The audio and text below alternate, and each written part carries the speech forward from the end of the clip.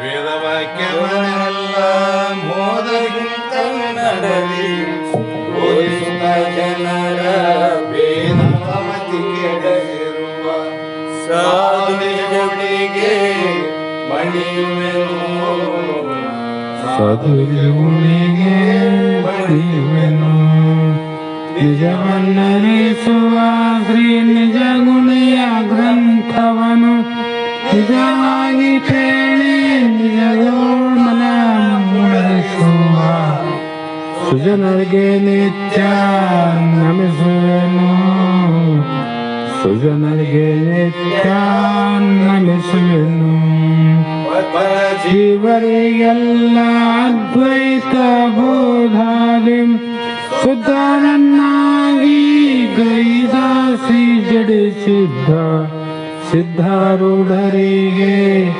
ನತನಪ್ಪೆ ಸಿದ್ಧಾರೂಢರಿಗೆ ನತನಪ್ಪೆ ಬಲ ವೇದಾಂತಕ್ಕೆ ಸರಿ ಬಾಳ ಗರ್ಜನೆ ಕೇಳೋ ತನಕ ಬಾಳ ಕೂಟಲಿರ್ಪವಿ ಶಾಸ್ತ್ರವೆಂಬುವ ನರಿಗಳು ಬಾಳ ಶಕ್ತಿಯ ಸಿಂಹ ಗರ್ಜನೆ ಬಾಳ ಕೇಳಿದ ಬಳಿಕ ಕೂಗವು ಬಹಳ ಕೇಳಲು ಬೇಕು ವೇದಾಂತೆಂಬ ಶಾಸ್ತ್ರವು.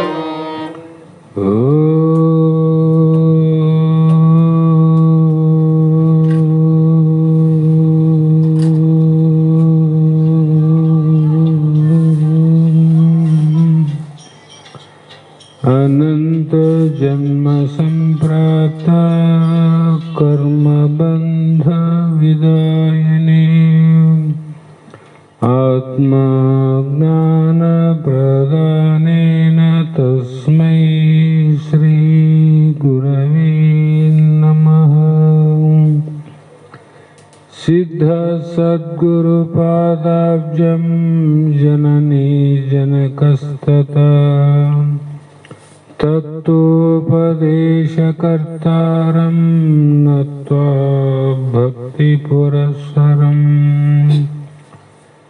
जगदादि जगद्गुरु सिद्धारूಢ ಮಹಾಸ್ವಾಮಿಗಳ ಶ್ರೀಪಾದ ಪದ್ಮಗಳಿಗೂ ಆರೂಢ ಜ್ಯೋತಿ ಶಿವಪುತ್ರ ಮಹಾಸ್ವಾಮಿಗಳ ಶ್ರೀಪಾದಗಳಿಗೂ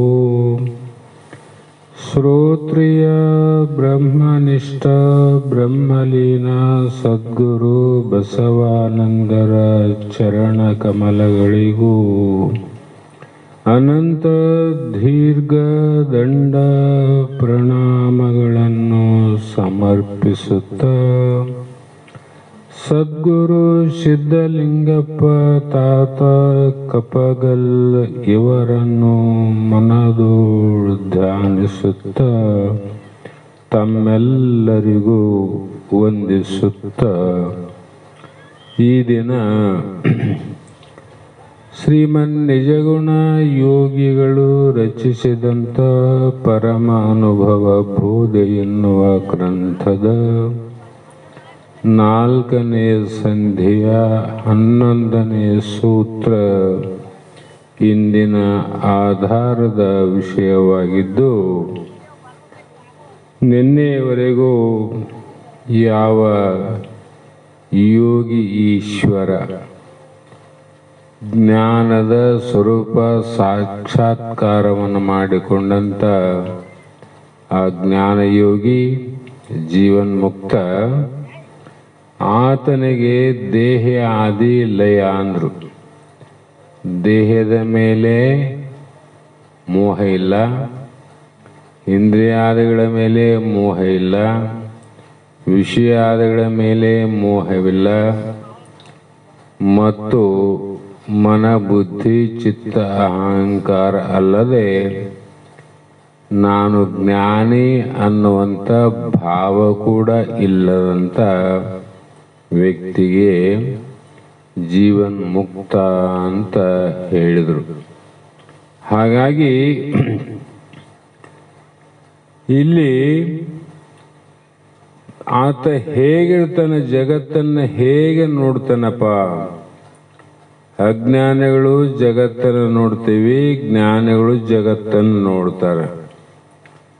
ಅಜ್ಞಾನಿಗಳಿಗೆ ಈ ಜಗತ್ತು ದುಃಖವನ್ನು ಕೊಡುತ್ತದ, ಜ್ಞಾನಿಗಳಿಗೆ ದುಃಖವನ್ನು ಕೊಡೋದಿಲ್ಲ ಅಂದಾಗ ಜ್ಞಾನಿಗಳಿಗೆ ಈ ಜಗತ್ತು ಒಂದು ಪ್ರಕಾರ, ಅಜ್ಞಾನಿಗೆ ಮತ್ತೊಂದು ಪ್ರಕಾರ ಬದಲಾವಣೆ ಆಗುತ್ತೆ. ಅನ್ನೋದು ಒಂದೇ ತನ್ನ ಪಂಚ ಲಕ್ಷಣದಿಂದ ಇರುವಂತ ಜಗತ್ತು ಒಂದೇ ಪ್ರಕಾರ ಇದ್ದರೂ ಕೂಡ ಜ್ಞಾನಿಗಳ ದೃಷ್ಟಿ ಬೇರೆ, ಅಜ್ಞಾನಿಗಳ ದೃಷ್ಟಿಗೆ ಈ ಜಗತ್ತು ತೋರುವುದೇ ಬೇರೆ. ಹೇಗೆ ಅಂದ್ರೆ, ಪೊನ್ನೊಳು ತೊಡೆಗೆಯಂತೂ ಅಂತೆ ಜಗತ್ತು ಇದು ತನ್ನೋಳ್ ಇಲ್ಲ ಎನೆ ಕೆಟ್ಟದು ಅಲ್ಲವೇ. ಜಗತ್ತಾದರೂ ಆತನಿಗೆ ಭಿನ್ನ ಆದೇನು, ತನಗಿಂತ ಬೇರೆ ಆದೇನಂದ್ರೆ ತನಗಿಂತ ಬೇರೆ ಇರಲಿಕ್ಕೆ ಸಾಧ್ಯ ಇಲ್ಲ. ಮತ್ತೆ ತೋರ್ತದಲ್ರಿ ಅಂದ್ರೆ ಜ್ಞಾನಿಗಳಿಗೆ ಹೇಗೆ ತೋರ್ತದಂದ್ರೆ, ಪೊನ್ನೊಳು ಅಂದ್ರೆ ಬಂಗಾರದಲ್ಲಿ ಆಭರಣ ಹೇಗೆ ಇಲ್ವೋ, ಬಂಗಾರದಲ್ಲಿ ಆಭರಣ ಆದೇನೂ ಇಲ್ಲ, ಹಾಗೆಯೇ ತನ್ನಲ್ಲಿ ಈ ನಾಮರೂಪಾತ್ಮಕ ಜಗತ್ತು ಇಲ್ಲ. ಬಂಗಾರದಲ್ಲಿ ಆಭರಣಗಳು ಇಲ್ಲ, ಯಾಕಂದ್ರೆ ಅವರಿಗೆ ಬಂಗಾರನೇ ತೋರ್ತದ. ಅದರಂತೆ ತನ್ನ ಸ್ವರೂಪದಲ್ಲಿ ಈ ಜಗತ್ತು ಕೂಡ ಹೇಗೆ ತೋರ್ತದಂದ್ರೆ, ಅಲ್ಲಿ ಆಭರಣ ಬಂಗಾರ ತೋರದಂತೆ ಈ ನಾಮರೂಪಾತ್ಮಕ ಜಗತ್ತು ಬ್ರಹ್ಮಸ್ವರೂಪವೇ ಕಾಣ್ತದ. ಯಾರಿಗೆ ಅಂದ್ರೆ ಯೋಗೀಶ್ವರಂಗೆ ಅಂದರು. ಜ್ಞಾನಿಗಳನ್ನು ನಡೆದ್ರ ಚರ್ಚೆಗ, ಜ್ಞಾನಿಗಳು ಹೇಗಿರ್ತಾರೆ ಅನ್ನುವ ಚರ್ಚೆ ಅದ. ಆ ಚರ್ಚೆಗಾಗಿ ಸಂಶಯವನ್ನ ನಿವೃತ್ತಿಗೋಸ್ಕರವಾಗಿ 2, 3, 4 ಸೂತ್ರದಿಂದ ಪ್ರಾರಂಭ ಮಾಡಿ, ಈ ಸೂತ್ರದಲ್ಲಾದ್ರೂ ಕೂಡ ಯಾವಾಗ ನಾಮರೂಪ ಆಭರಣ ತೋರಿದ್ರು ಕೂಡ ಅದ್ರಾಗ ಇಲ್ಲ ಅಂತ ತಿಳ್ಕೊಂಡ್ಮೇಲೆ ಜಗತ್ತು ಕೆಟ್ಟಂಗಲ್ಲೇನು? ಕೆಡಿಸೋದು ಬೇಕಾಗಿಲ್ಲ, ಕೆಡ್ಸಕ್ ಬರೋದಿಲ್ಲ ಇದು ಜಗತ್ತು. ಕೆಲವು ಜನ ವಿಚಾರ ಮಾಡಿ ಶಾಸ್ತ್ರ ಕೇಳಬೇಕು, ಜಗತ್ತು ಕೆಡ್ಸಕ್ ಬರ್ತದೇನು? ಜಗತ್ತನ್ನ ನೋಡಕ್ ಬರ್ತದ. ಜಗತ್ತು ಮಾಡೋದು ಕೆಡಿಸೋದು ನಮ್ಮ ಕೈಯಲ್ಲಿಲ್ಲ, ಅದಕ್ಕೊಬ್ಬ ಸೂತ್ರಧಾರಿ ಬೇರೆ. ಆದ್ರೆ ಜಗತ್ತು ಮಾಡೋದಕ್ಕೂ ಕೆಡಿಸೋದಕ್ಕೂ ಬರೋದಿಲ್ಲ, ಆದ್ರೆ ಸ್ವರೂಪ ಸಾಕ್ಷಾತ್ಕಾರದಿಂದ ನೋಡಕ್ ಬರ್ತದ. ಯಾವಾಗ ನೋಡಿದವನು ಮಾಡಕ್ಕೆ ಹೋಗೋದಿಲ್ಲ, ಅದನ್ನ ಕೆಡಿಸಕ್ಕೆ ಹೋಗೋದಿಲ್ಲ. ಹಾಗೆ ಜಲನಿಧಿಗಳು, ತೆರೆ, ಮಡಿಕೆ, ಮುತ್ತಿಕೆಗಳು, ಕಡಗವು, ಕಾಂಚನದಳು ಎಂತೂ ಮಡದಿ ತನ್ನೊಳು ಜಗವಿದು ಪುಷಿಯೆಂದು ಅರಿದೊಡೆ ಯುಗ ಪಲ್ಲವಿ ಅದಕ್ಕೂ ಅಂದ್ರು. ಅಂದ್ರೆ ಯುಗ ಪತ್ತಂದ್ರೆ ಏಕಕಾಲಕ್ಕೆ ಕೆಡ್ತದ. ಒಂದೇ ಒಂದು 10 ವರ್ಷ ಆದ್ಮೇಲೆ ಕೆಡೋದಿಲ್ಲ. ಆಭರಣ 10 ವರ್ಷ ಆದ್ಮೇಲೆ ಕೆಡ್ತದೇನು? ಬಂಗಾರ ಜ್ಞಾನ ಆದ್ಮೇಲೆ ಆಭರಣ ಕೆಟ್ಟೋದು ಅಲ್ಲ. ಹಾಗೆ 3 ದೃಷ್ಟಾಂತ ಕೊಡ್ತಾರ. ಮಡದಿ ಅಂದ್ರೆ ಮೈತ್ರಾದೇವಿ, ಜಲನಿಧಿಗಳು ಅಂದ್ರೆ ಸಮುದ್ರದಲ್ಲಿ ಏನ್ ತೋರ್ತವ? ತೆರೆಗಳು ತೋರ್ತವಲ್ಲ. ಸಮುದ್ರ ನೀರಾದ, ನೀರಿನಲ್ಲಿ ಅಲೆಗಳು ತೋರ್ತವ, ಗುರುಳೆಗಳು ತೋರ್ತವ, ಇನ್ನು ನಾನಾ ಪ್ರಕಾರ ಬುರುಗು ಅಂತ ತೋರ್ತವ. ಆ ಸಮುದ್ರದ ನೀರಿನಲ್ಲಿ ಇವು ಬ್ಯಾರೆ ಆವೇನು? ನೀರನ್ನು ಬಿಟ್ಟು ಅಲೆಗಳಿಲ್ಲ. ನೀರನ್ನು ಬಿಟ್ಟು ಗುರುಳೆಗಳಿಲ್ಲ, ನೀರನ್ನು ಬಿಟ್ಟು ಬುರುಗಿಲ್ಲ. ಆದರೆ ಬೇರೆ ಬೇರೆ ಅಂತ ಕಾಣ್ತದ ಅಜ್ಞಾನಿಗಳ ದೃಷ್ಟಿಯಲ್ಲಿ, ಹೌದಿಲ್ಲ? ಆದರೆ ಜ್ಞಾನಿಗಳ ದೃಷ್ಟಿಯಲ್ಲಿ ನೀರೇ ಅಲೆ, ನೀರೇ ಗುರುಳೆ, ನೀರೇ ಬುರುಗು, ನೀರನ್ನು ಬಿಟ್ಟು ಮತ್ತೊಂದಿಲ್ಲ ಅಂತ ಅವ್ರು ಕಾಣ್ತಾರೆ. ವ್ಯತ್ಯಾಸ ಆಯ್ತಿಲ್ಲ? ಹಾಗೆ ಅವು ಇಲ್ಲವೇ ಇಲ್ಲ, ಎಲ್ಲವೂ ನೀರಿನ ಸ್ವರೂಪನೇ ಅವ. ನೀನು ನೋಡಿದಾಗನೂ ನೀರಿನ ಸ್ವರೂಪನೇ, ಮೊದಲು ನೀರಿನ ಸ್ವರೂಪನೇ, ನೀನು ತಿಳಿದಾಗನೂ ನೀರಿನ ಸ್ವರೂಪವೇ, ಹೌದಿಲ್ಲ? ಅದರಂತೆ ಯಾವ ರೀತಿ ಮಣ್ಣಿನಲ್ಲಿ ಅಂದ್ರೆ ಏನು, ಮಡಿಕೆ ಮೃತ್ತಿಕೆಯಳು, ಮಡಿಕೆ ಅಂದ್ರೆ ಕೊಡ, ಗಡಿಗೆ, ಮುಚ್ಚಳ, ಮಗಿ, ಕುಂಭ ಅಂತ ಕರಿತೀವಿ ನಾವು. ಅಲ್ಲಿ ಎದರಲ್ಲಿ ಅವ ಅಂದ್ರೆ ಮೃತ್ತಿಕೆ ಅಂದ್ರೆ ಮಣ್ಣಿನಲ್ಲಿ ಅವಿಲ್ಲವು, ಅವೆಲ್ಲವೂ ಮಣ್ಣಿನ ಸ್ವರೂಪನೇ ಅವ. ಮೊದಲು ಮಣ್ಣಾದ, ಮಡಿಕೆಯಾಗಿ ತೋರುವಾಗ ಮಣ್ಣಾದ, ಧೂಳಾಗಿ ಹೊಡೆದಾಗಲೂ ಮಣ್ಣೆ. ಕೊಡ ಇಲ್ಲದ, ಕೊಡ ಇಲ್ಲ. ಅದರಂತೆ ಯಾವ ಮಡಿಕೆಗಳಲ್ಲಿ ಮಣ್ಣೇ ಇದ್ದಂತೆ ಈ ಜಗತ್ತಿನಲ್ಲಿ ಬ್ರಹ್ಮನೇ ಆನಂದ ತಿಳ್ಕೊಂಡ್ರು ಅವರು ಜ್ಞಾನಿಗಳು. ಮಡಿಕೆ ಇಲ್ಲ, ಮಣ್ಣೆ ಆದಲ್ಲ. ಯಾರ ದೃಷ್ಟಿಯಲ್ಲಿ? ವ್ಯಾಪಾರರ ದೃಷ್ಟಿಯಲ್ಲಿ ಮಣ್ಣಿಲ್ಲ. ಮುಚ್ಚಳ, ಪರ್ಯಾಣ, ಗಡಿಗೆ, ಮಡಿಕೆ ಅಂತ ಹೋಗಿ ತರ್ತೀವಿಲ್ಲ. ಕುಂಬಾರನ ದೃಷ್ಟಿಯಲ್ಲಿ ಏನದ? ಮಣ್ಣಾದ. ಆದರೆ ವ್ಯವಹಾರಿಕ ದೃಷ್ಟಿಯಲ್ಲಿ ಇವಾವ ನೋಡ್ರಿ. ಅದಂತೆ ಜ್ಞಾನಿಗಳ ದೃಷ್ಟಿಯಲ್ಲಿ ಏನದ? ತನ್ನ ಸ್ವರೂಪ ಬ್ರಹ್ಮನೇ ಆದ. ವ್ಯವಹಾರಿಕ ದೃಷ್ಟಿಯಲ್ಲಿ ಈ ನಾಮರೂಪದ ಅನಂತ ಜೀವಕೋಟಿಗಳ ಸಂವಾದ, ಇದು ವ್ಯವಹಾರಿಕ ಸತ್ತ. ಪಾರಮಾರ್ಥಕ ಯಾವುದು? ಮಣ್ಣು. ಪಾರಮಾರ್ಥ ಸತ್ಯ ಯಾವುದು? ಆಭರಣ ಅಲ್ಲ, ಬಂಗಾರ. ಹಾಗೆ ಕಡಗವು ಕಾಂಚನದೊಳಗೆ ಎಂತು, ಮೊದಲೇ ಹೇಳಿದ್ನಲ್ಲ, ಕಡಗ ಅಂದ್ರೆ ಬಂಗಾರ, ಒಂದು ಕೈಯಲ್ಲಿ ಹಾಕುವಂತ ಬಳೆ. ಆ ಬಳೆ ಬಂಗಾರದಾಗ ಆದೇನು? ಬಂಗಾರದಾಗ ಬಳೆ ಆದೇನು? ಇಲ್ಲ. ಯಾವಾಗಿಲ್ರಿ? ಮೊದಲು ಬಂಗಾರದ, ಕಡಗ ಆದಾಗ ಬಂಗಾರ ಅದ, ನೀನು ಬಂಗಾರ ಅಂತ ತಿಳಿದಾಗನು ಬಂಗಾರ ಅದ. ಕಡಗ ಎಲ್ಲೂ ಐತಿ ಈಗ? ಅಲ್ಲಿ ಮಡಿಕೆ ಎಲ್ಲೂ ಆಯ್ತು? ಅಲ್ಲಿ ತೆರೆಗಳು ಎಲ್ಲೋದು? ತನ್ನ ಮೂಲದಲ್ಲೇ ಅವವು. ಬ್ಯಾರೆ ಇದ್ರೆ ಎಲ್ಲಿನ ಹೋಗಿ ಬರ್ತಿತ್ತು. ಆ ತೆರೆಗಳು ಅಲ್ಲಾಡಬೇಕಲ್ಲ ನೀರಿನಾಗ. ಆಭರಣ ಎಲ್ಲೋದು? ಬಂಗಾರದಾಗ ಹೋದು. ಅದೇ ರೀತಿಯಾಗಿ ಈ ಗಡಿಗೆ ಮಡಿಕಾದಿಗಳು ಮಣ್ಣಲ್ಲಿ ಹೋದು. ಯಾವುದು ಸತ್ಯದ್ರಾಗ? ಮಣ್ಣು ಸತ್ಯ, ಬಂಗಾರ ಸತ್ಯ, ನೀರು ಸತ್ಯ. ಅದರಂತೆ ಜಗತ್ತಿನಲ್ಲಿ ನಾಮರೂಪ ಮಿಥ್ಯ, ನೀನು ಸತ್ಯ. ಅದಕ್ಕಾಗಿ ಅದೇ ನಾನು ಅಂತ ತಿಳ್ಕೊಂಡಂತ ಜ್ಞಾನಿಗೆ ಹೆಂಗ ಸುಳ್ಳು? ಏನ್ ಸುಳ್ಳು? ಗಡಿಗೆ ಸುಳ್ಳಾದ, ಕಡಗ ಸುಳ್ಳಾದ, ಹೌದಿಲ್ಲ? ನೀರಿನಲ್ಲಿ ತೆರೆಗಳು ಸುಳ್ಳಾವಂತ ತಿಳ್ಕೊಂಡವನಿಗೆ ಜಗತ್ತೇ ಲಯ ಆಯ್ತು ನೋಡ್ರಿ. ಜಗತ್ತಿಲ್ಲ, ಅದ ಜಗತ್ತು ಇಲ್ಲವೇ ಇಲ್ಲ. ಎಲ್ಲಿ ಅದು ಇರೋದು? ಒಂದೇ ಆದ. ಅದು ಬಂಗಾರನೇ ಆದ, ಅದು ನೀರೇ ಆದ, ಅದು ಮಣ್ಣೇ ಆದ. ಅದಂತೆ ಜಗತ್ತು ನಾಮರೂಪದಿಂದ ತೋರಿದು ಕೂಡ ಜ್ಞಾನಿಯ ದೃಷ್ಟಿಯಲ್ಲಿ ಇದು ಬ್ರಹ್ಮ ಸ್ವರೂಪವೇ ಆದ. ಹಾಗಾಗಿ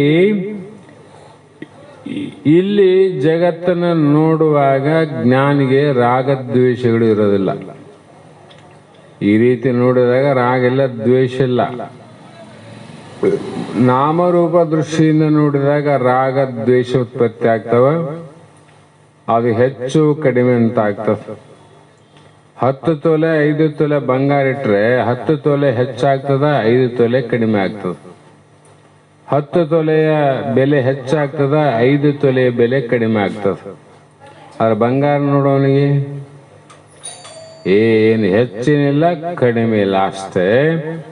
ಅದರಂತೆ ರಾಗದ್ವೇಷಗಳು ತೋರಬಾರದು, ತೋರುವುದಿಲ್ಲ ಅಂತ ಮಹಾತ್ಮ ಹೇಳಿ ಮುಂದ ಜಲಧಿಯ ತೆರೆ ತೋರುವ ಅಡಗುವ ಎಡೆಯಳು ತನ್ನೋಳು ಒಂದನ್ನೊಂದು ಬಾಧಿಸುವಂತೆ ಸುಳಿದು ತನ್ನಳು ತೋರ್ಪ ವ್ಯವಹಾರವೆಂಬುದು ತಿಳಿದು ನೋಡಲು ಪುಸಿ ಎನಿಸುಗು. ಅಂದ್ರೆ ವಿಚಾರ ಮಾಡಿ ನೋಡು, ನಿನಗ ಮಿಥ್ಯೆ ಸುಳ್ಳೆ ಅವ.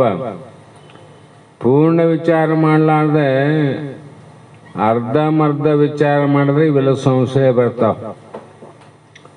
ಅದಕ್ಕೆ ಪೂರ್ಣ ಜ್ಞಾನಿಗೆ ಯಾವತ್ತೂ ಸಂಶಯ ಬರಂಗಿಲ್ಲ. ಯಾಕೆ? ಪಕ್ಕ ತಿಳ್ಕೊಂಡ ನಾನು.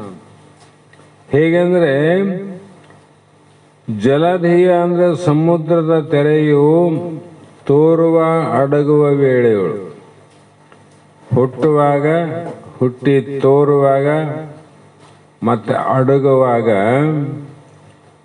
ತೆಲೆಗಳು ಸಾವಿರಾರು ಅಲೆಗಳು ಎದ್ದು ಮುಂದಿನ ಅಲೆಯನ್ನ ಹಿಂದಿನ ಅಲೆ ಬಂದು ಮುಚ್ಚಾಕ್ತದೆ. ಅದನ್ನ ಹಿಂದಿನ ಅಲೆ ಬಂದು ಅದನ್ನು ಮುಳುಗಿಸ್ತದ. ಒಂದಕ್ಕೊಂದು ಅಲೆಗಳು ಯಾವ ರೀತಿ ತಿಕ್ಕಾಡ್ತವಿಲ್ಲ, ಯಾವ ದೃಷ್ಟಿಯಿಂದ? ವ್ಯವಹಾರ ದೃಷ್ಟಿಯಿಂದ ತಿಕ್ಕಾಡ್ದಂಗೆ ಕಾಣ್ತದ. ಆದರೆ ನಷ್ಟವಾಗುವ ತೆರೆಗಳು ಒಂದನ್ನು ಒಂದು ಕೆಡಿಸ್ತಾವ ನೋಡಿ. ಒಂದು ಹುಟ್ಟುತ್ತದ, ಇನ್ನೊಂದು ಬಂದು ಕೆಡಿಸ್ತದ. ಒಂದು ಹುಟ್ಟುತ್ತದ, ಇನ್ನೊಂದು ಬಂದು ಅಲೆ ಕೆಡಿಸಿಬಿಡ್ತದ. ಹೀಗೆ ಅಖಂಡ ಏಕ ಸ್ವರೂಪನಾದ ತನ್ನಲ್ಲಿ ರಾಗದ್ವೇಷಾದಿಗಳು ಮಿಥ್ಯಾ ವ್ಯವಹಾರವು ಪ್ರತೀತಿ ಆಗ್ತದೆ.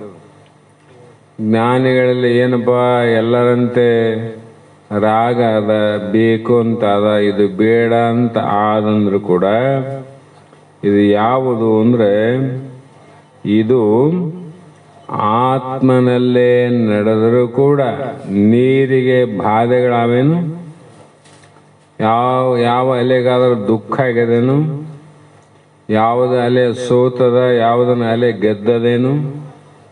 ಅದು ವ್ಯಾವಹಾರಿಕ ತೋರ್ತದಷ್ಟೇ. ಅದರಂತೆ ಜ್ಞಾನಿಗಳಲ್ಲಿ ತೋರಿದರೂ ಕೂಡ ಮೊದಲೇ ಹೇಳಿದ ಪ್ರಾರಬ್ಧ ವಶದಿಂದೇ. ಧರ್ಮರಾಯನಲ್ಲಿ ಶಾಂತಿ ಇತ್ತು, ಭೀಮನಲ್ಲೇನಿತ್ತು? ಕ್ರೋಧ ಇತ್ತು. ಅರ್ಜುನನಲ್ಲಿ ಸಾಹಸ ಅನ್ನೋದಿತ್ತು. ನಾನೇ ಸಾಹಸ ಪುರುಷ, ಧೀರ ಪುರುಷ. ಒಂದೇ ತಾಯಿ ಹೊಟ್ಟೆಯಲ್ಲಿ ಹುಟ್ಟಿರಲ್ಲ, ಮೂವರಿಗೆ 3 ಪ್ರಕಾರ ಅನಿಸ್ತು. ಕಾರಣ ಏನು?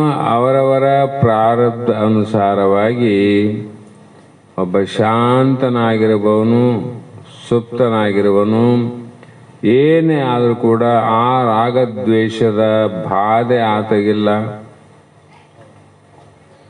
ಬಾಧೆ ಇರಬಾರ್ದು, ಅದು ಮುಖ್ಯ. ರಾಗದ್ವೇಷ ಇರಬಾರ್ದಂತಲ್ಲ, ರಾಗದ್ವೇಷದ ಬಾಧೆ ಇರಬಾರ್ದು. ಅವು ಬಾಧೆಗಳೇ ಮುಂದೆ ನಮ್ಗ ಬಾಧ ಮಾಡ್ತಾವ, ಕ್ರೋಧವನ್ನ ಮಾಡ್ತಾವ, ವೈಷಮ್ಯವನ್ನ ಉಂಟು ಮಾಡ್ತಾವ, ಮತ್ಸರವನ್ನ ಉಂಟು ಮಾಡ್ತಾವ. ಆ ಮತ್ಸರ ಏನು ಮಾಡ್ತಂದ್ರೆ ಮನುಷ್ಯನ ಮನಸ್ಸನ್ನೇ ಛಿದ್ರ ಮಾಡ್ತದ. ಮನುಷ್ಯನ ಮನಸ್ಸು ಛಿದ್ರ ಆದಾಗ ಮನಸ್ಸಿನಲ್ಲಿ ಇರುವಂತ ಯಾವ ಏಕಾಗ್ರತೆ, ಆನಂದ ಕೂಡ ಛಿದ್ರ ಆಗೋದು, ಹಂಚೋಗ್ತದ. ಆ ಕಡೆ ಇಷ್ಟು ಈ ಕಡೆ ಇಷ್ಟು ಹೋದಾಗ 1 kg ಬಂಗಾರವನ್ನು 5 ಮಂದಿ ಅಣ್ಣ ತಮ್ಮರಿಗೆ ಹಂಚಿದ್ರೆ ತೆರಿಗೆ 200 ಗ್ರಾಮ್ 200 ಗ್ರಾಮ್ ಬರ್ತದೆ. 1000 ಗ್ರಾಮ್ ಹೋಗ್ತದೇನು? ಯಾಕೆ ಹಂಚಿ ಹೋಗ್ಯದ. ಮತ್ತೆ ಅವು ಕೂಡಿಸಿದ್ರೆ 1 kg ಆಗ್ತದೆ. ಅದನ್ನ ಹಂಚಿದಾಗ 200 ಗ್ರಾಮ್ 200 ಗ್ರಾಮ್ ಆಗ್ತದೆ. ಅದರಂತೆ ನಮ್ಮಲ್ಲಿ ಇರ್ತಕ್ಕಂಥ ಆನಂದ ಯಾಕೆ ಕೆಡುತ್ತದಂದ್ರೆ ಕೆಡಿಸೋರು ಯಾರಿಲ್ಲ ನಿನ್ನಲ್ಲಿ.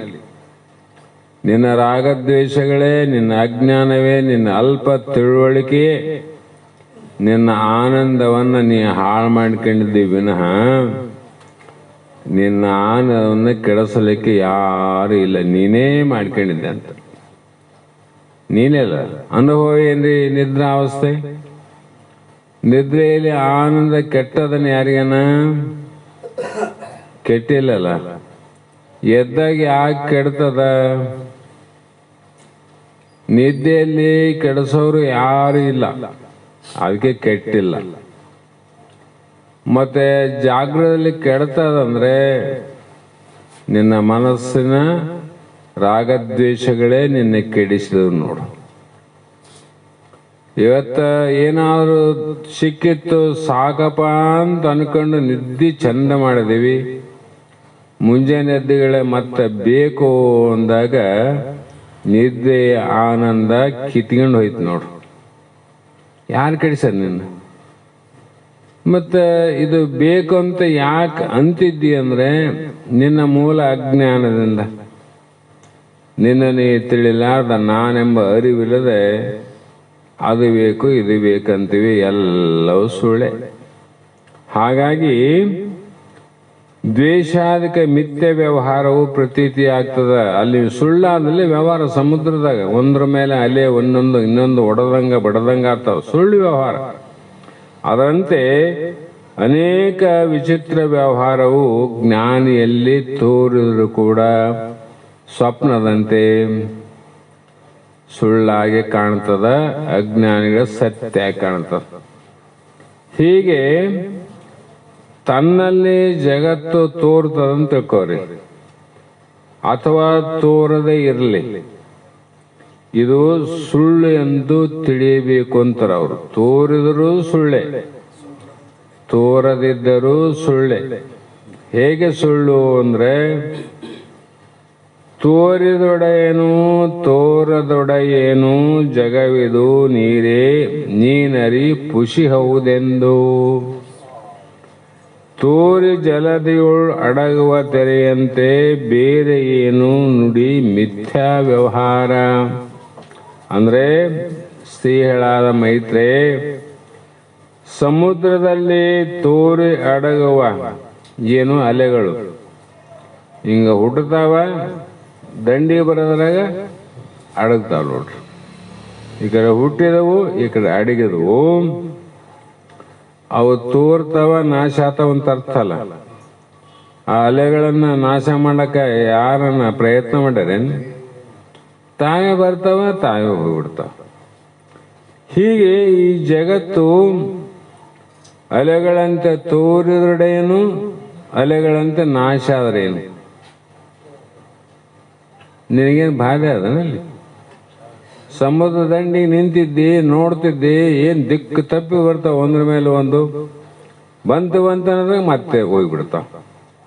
ನೋಡೋನಿಗೆ ದುಃಖ ಆಗ್ಯದೋ ಏನಾಗ್ಯದ? ಏನಿಲ್ಲ. ಅದಂತೆ ಜ್ಞಾನಿಗೆ ತೋರಿದೊಡೆಯೇನು ತೋರದೊಡೆಯೇನು ಅದು ಖುಷಿ ಹೌದೆಂದು ಮಿಥ್ಯ ಅಲ್ಲ, ಸುಳ್ಳಂತ ನೀನು ತಿಳ್ಕೋ. ಬೇರೆ ಏನು ನುಡಿ, ಬೇರೆ ಒಂದು ಮಾತಿನಿಂದ ತರ್ಕವನ್ನ ಮಾಡಿ ಆಯಾಸಗೊಳ್ಳಬೇಡ ಅಂದ್ರು. ಏನ್ ನುಡಿತಿದ್ದಿ, ಏನ್ ಹೇಳ್ತಿದ್ದಿ ಇದಕ್ಕ? ಹಾಗಾಗಿ ಏನನ್ನು ಹೇಳತಕ್ಕದ್ದಲ್ಲ, ಒಂದೇ ತಿಳಿತಕ್ಕದ್ದದ. ಇದು ಸುಳ್ಳೆಂದು ಇದೊಂದು ಮಾಡಿಕೋ. ನೀ ಸುಳ್ಳಂತ ತಿಳ್ಕೊಳ್ಳಾರ್ದ ಏನೇನೋ ಅನ್ಕಾಂತ ಹೋಗಿ ಏನೇನೋ ಜೇಡರ ಬಲೆ ಅಂತ ಹಬ್ಬಿಬಿಟ್ಟದ ಅಜ್ಞಾನ. ಅದಂಗ ಸುಳ್ಳಂತಾರ್ರಿ, ಇದಂಗ ಕರಿ ಅಂತಾರ್ರಿ. ಶಾಸ್ತ್ರ ಹೇಳಕತ್ತೇವಲ್ರಿ, ಯಾವ್ದು ಸುಳ್ಳು ಯಾವ್ದು ಸತ್ಯ? ಬ್ರಹ್ಮ ಸತ್ಯ, ಜಗನ್ಮಿಥ್ಯ, ಜೀವೋ ನಾಪರಹ. ಅದೊಂದೇ ಹಿಡ್ಕೊಂಡ್ರಾಯ್ತು ನಾವು. ಜಗತ್ತು ಸುಳ್ಳಾದ, ನಾನು ಸತ್ಯ ಇದ್ದೀನಿ. ಬ್ರಹ್ಮ ನಿನ್ನೆ ಬಿಟ್ಟಾನೇನು? ನೀನು ಯಾವ ರೀತಿ ಬ್ರಹ್ಮ ಅಂತ ಹೇಳ್ಬಿಟ್ರಲ್ಲ ಹಿಂದೆಲ್ಲ. ಹಾಗಾಗಿ ಈ ಜಗತ್ತು ತನ್ನಲ್ಲಿ ತೋರಿ ನಾಶವಾಗುತ್ತದೆ. ಎಲ್ಲಿ? ನೀರಿನಲ್ಲಿ ತೋರಿ ನೀರಿನಲ್ಲಿ ನಾಶ ಆಗ್ತಾವ. ಅಲೆಗಳು ನೀರಿನಾಗ ಹುಟ್ಟವಿಲ್ಲ, ಆ ಕಡೆ ಉಸಿಗಿನಾಗ ಹೋಗಿ ನಾಶ ಆತವ 1 ಕಿಲೋಮೀಟರ್ ಬಿಟ್ಟು. ನೀರಿನಲ್ಲೇ ಹುಟ್ಟ್ಯಾವ, ನೀರಿನಲ್ಲೇ ಲಯ ಆಗ್ತಾವು. ಅದರಂತೆ ಈ ಜಗತ್ತು ಕೂಡ ನಿನ್ನಲ್ಲೇ ಹುಟ್ಟಿ, ನಿನ್ನಲ್ಲೇ ತೋರಿ, ನಿನ್ನಲ್ಲೇ ವ್ಯವಹಾರವನ್ನು ಮಾಡಿ, ನಿನ್ನಲ್ಲೇ ನಾಶವಾಗ್ತಾವಂತ ಸ್ಪಷ್ಟ ತಿಳ್ಕೊಂಡ್ರು. ಹೌದಿಲ್ಲ? ದೇಹ ಯಾರಲ್ಲಿ ತೋರವ? ಆತ್ಮನಲ್ಲೇ ದೇಹ ತೋರದ. ಆತ್ಮನ ಸತ್ತದಿಂದ ವ್ಯವಹಾರ ನಡೆದದ. ಆತ್ಮ ಸತ್ತದ ಎಲ್ಲ ವ್ಯವಹಾರ ಮಾಡಿ ಮತ್ತೆ ಎಲ್ಲಿ ಲಯ ಆಗ್ತದೆ ದೇಹ? ಆತ್ಮನಲ್ಲೇ. ಮಣ್ಣಲ್ಲೇ ಹುಟ್ಟಿದ ವಸ್ತು ಮಣ್ಣಿನಾಗ ಲಯ ಆಗ್ತದ. ನಿನ್ನೆ ಹೇಳಿನಿ ಹುತ್ತಿನ ದೃಷ್ಟಾಂತ. ಹುತ್ತಿನಾಗ ಬಿಡೋದಲ್ಲ, ಮಣ್ಣಿನಾಗ ಬಿಡೋದಲ್ಲ ಹುತ್ತು. ಅದು ಮತ್ತೆ ಎಲ್ಲಿ ಬಿದ್ದು ಹೋಗ್ತದ? ಮಣ್ಣಾಗ ನಾಶ ಆಗ್ತದ. ಅದರಂತೆ ಪ್ರಕೃತಿ ಲಯ ಪ್ರಕಾರ ನಿರೂಪಣೆ. ಈ ಪ್ರಕೃತಿ ಕೂಡ ಜ್ಞಾನಿಗಳ ದೃಷ್ಟಿಯಲ್ಲಿ ನಿರಾಕರಣೆ ಅಂದ್ರೆ ಇಲ್ಲ ಅಂತ ಹೇಳಿದ್ವಿ. ಸೂತ್ರ 11ಕ್ಕೆ ಪದ 93ಕ್ಕೆ. ಇಲ್ಲಿವರೆಗೂ ಈ ಹಿಂದಿನ 2 ಸೂತ್ರಗಳಿಂದ ಸಕಲ ಪ್ರಪಂಚ ಜ್ಞಾನಿಯ ದೃಷ್ಟಿಯಲ್ಲಿ ಲಯ ಅಂದ್ರು. ಲಯ ಅಂದ್ರೆ ಏನು? ಅವನ ಪಾಲಿಗೆ ನನ್ನ ಬಿಟ್ಟು ಇನ್ನೊಂದು ಆದಂತಿಲ್ಲ, ತನ್ನ ಬಿಟ್ಟು ಏನಿಲ್ಲ. ಈಗ ಮುಂದಿನ ಸೂತ್ರದಲ್ಲಿ ಅಂತಹ ಪರಿಪೂರ್ಣನಾದ ಬ್ರಹ್ಮ ಒಂದು ಉಳ್ಕಣ್ಣಲ್ಲಿ. ಈಗ ಬ್ರಹ್ಮ ಅಂದ್ರೆ ಆತ್ಮ ಅಂದ್ರೆ ಮತ್ತೆ ಹೊರಗೆ ಹೋಗೋದಿಲ್ಲ, ನೀವೇ. ನಿಮ್ಮ ನಮ್ಮಲ್ಲಿ ಆ ಸ್ವರೂಪ ಸಾಕ್ಷಾತ್ಕಾರಾದ ಯೋಗಿಗೆ ದೇಹಾದಿ ಸಕಲ ಪ್ರಪಂಚ ದೇಹದ ಮಾಡಲು ಮಾಡಿಕೊಂಡು ಪಂಚ ಮಹಾಭೂತದಿಂದ ಏನೇನು ತತ್ವಗಳವ ಅವೆಲ್ಲವೂ ತಮ್ಮ ಕಾರ್ಯವನ್ನ ಮಾಡದ್ದರಿಂದ ಲಯವಾಗಿರುತ್ತದೆ. ಆದ್ದರಿಂದ ಜ್ಞಾನಿಗಳಿಗೆ ಏನು ಕಾಣ್ತದ್ರಿ ಅಂದ್ರೆ ದೊಡ್ಡದಿದ್ರೂ ಅಷ್ಟೇ ಕಾಣ್ತದ, ಸಣ್ಣದಾದ್ರೂ ಅಷ್ಟೇ ಕಾಣ್ತದ. ದೊಡ್ಡದು ಉಪಾಧಿಯಿಂದ ಇರಿವೆ ಆಗ್ಯದ, ಉಪಾಧಿ ದೊಡ್ಡ ಉಪಾಧಿ ನಾನೇ ಆಗ್ಯದ, ಚಿಕ್ಕ ಉಪಾಧಿಯಿಂದ ಇರಿವೆ ಆಗ್ಯದ. ಮತ್ತೆ ಸಣ್ಣ ಉಪಾಧಿಯಿಂದ ಮಾನವ ಶರೀರ ಆಗ್ಯದ, ದೊಡ್ಡ ಉಪಾಧಿಯಿಂದ ದೇವತ್ವ ಶರೀರ ಅದ. ಆದ್ರೆ ಇರಿವೆಯಲ್ಲಿ ಆತ್ಮ ಇಲ್ಲೇನು? ಜ್ಞಾನ. ಆನೆಯಲ್ಲಿ ಜ್ಞಾನ ಇಲ್ಲೇನು? ನಿನ್ನೆ ಆನೆ ಬಗ್ಗೆ ಹೇಳಿನಲ್ಲ, ದುಡ್ಡು ಹಣ್ಣು ಎಷ್ಟು ವ್ಯತ್ಯಾಸ ಅದಾನಿಗೆ. ದುಡ್ಡು ನಮಗೆ ಬೇಕಿಲ್ಲ ಅಂತ ಮನುಷ್ಯನಿಗೆ ಕೊಡ್ತದ, ಹಣ್ಣು ತನಗೆ ಬೇಕಂತ ತಾನು ತಿಂತದ. ಮಾವತ ಏನ್ ಮಾಡ್ಯಾನ? ಹಣ್ಣು ಕೊಟ್ರೆ ಒಲ್ಲೆ ಅಂತನ, ದುಡ್ಡು ಕೊಟ್ರೆ ಕೈ ಚಾರ್ಸನ್. ಅಂದ್ರೆ ಈ ಭ್ರಮೆ ಯಾರಲ್ಲಿ ಆದ ಅಂದ್ರೆ ಪ್ರಾಣಿಗಳಲ್ಲಿ ಇಟ್ಟಿಲ್ಲ ಭಗವಂತ, ಮಾನವನಿಗೆ ಇಟ್ಟಾನ. ಯಾಕೆ ಮಾನವನಿಗೆ ಇಟ್ಟಾನಂದ್ರೆ ಇವನ್ ದೊಡ್ಡದಕ್ಕೆ ಕೈ ಹಾಕ್ಯಾನ. 84 ಲಕ್ಷ ಧರಣಿಯನ್ನೆಲ್ಲವ ಸಣ್ಣಿಸಿ ಧೂಳಿ ಮಾಡಲಾಗಿ ಆ ಪರಿಮಾಣಗಳು ಏನಿತು ಅನಿತ ದೇಹವನ್ನು ಧರಿಸುತ್ತಾ ಬಂದೆ ಒಂದೊಂದು ಜೀವರ ಬಸರೋಳು ಭಯ ಆಗ್ಯದವನು. ಅಷ್ಟು ಜನ್ಮದಲ್ಲಿ ಹುಟ್ಟೋದು ಮತ್ತೆ ಬೆಳೆದು ಸಾಯೋದು ಸಂಸಾರ ಮಾಡೋದು ಇಷ್ಟೇ ಅಲ್ಲ. ಇದು ಮಾಡಿ ಮಾಡಿ ಮತ್ತೆ ಹುಟ್ಟಾಗನೇ ಆನಂದ ಆಗ್ಯದ ಇಲ್ಲ, ಬೆಳೆಗೆ ಆನಂದ ಆಗ್ಯದ ಇಲ್ಲ, ಸಂಸಾರ ಮಾಡಾಗ್ಯದ ಇಲ್ಲ, ಮಾಡೋದು ಬಿಟ್ಟಾಗ್ಯದ ಇಲ್ಲ, ಸಾಯಾಗ್ಯದ ಅವಾಗ ಇಲ್ಲ. ಇದರಿಂದ ನಾವು ಎಚ್ಚರ ಆಗಿಲ್ಲ ನೋಡು. ಇಷ್ಟೆಲ್ಲ ಆಗ್ಯಾವ ಏನಿಲ್ಲಲ್ಲ, ಅದ್ರ ಕಡೆ ವಿಚಾರ ಮಾಡಕ್ ಹೋಗಿಲ್ಲ ಅವು. ಆದರೆ ಜ್ಞಾನಿಗಳ ವಿಚಾರ ಹೇಗಿದೆ ಅಂದ್ರೆ ಹುಟ್ಟು ಸಾವು ಬೇಸತ್ತವಂಗೇದು.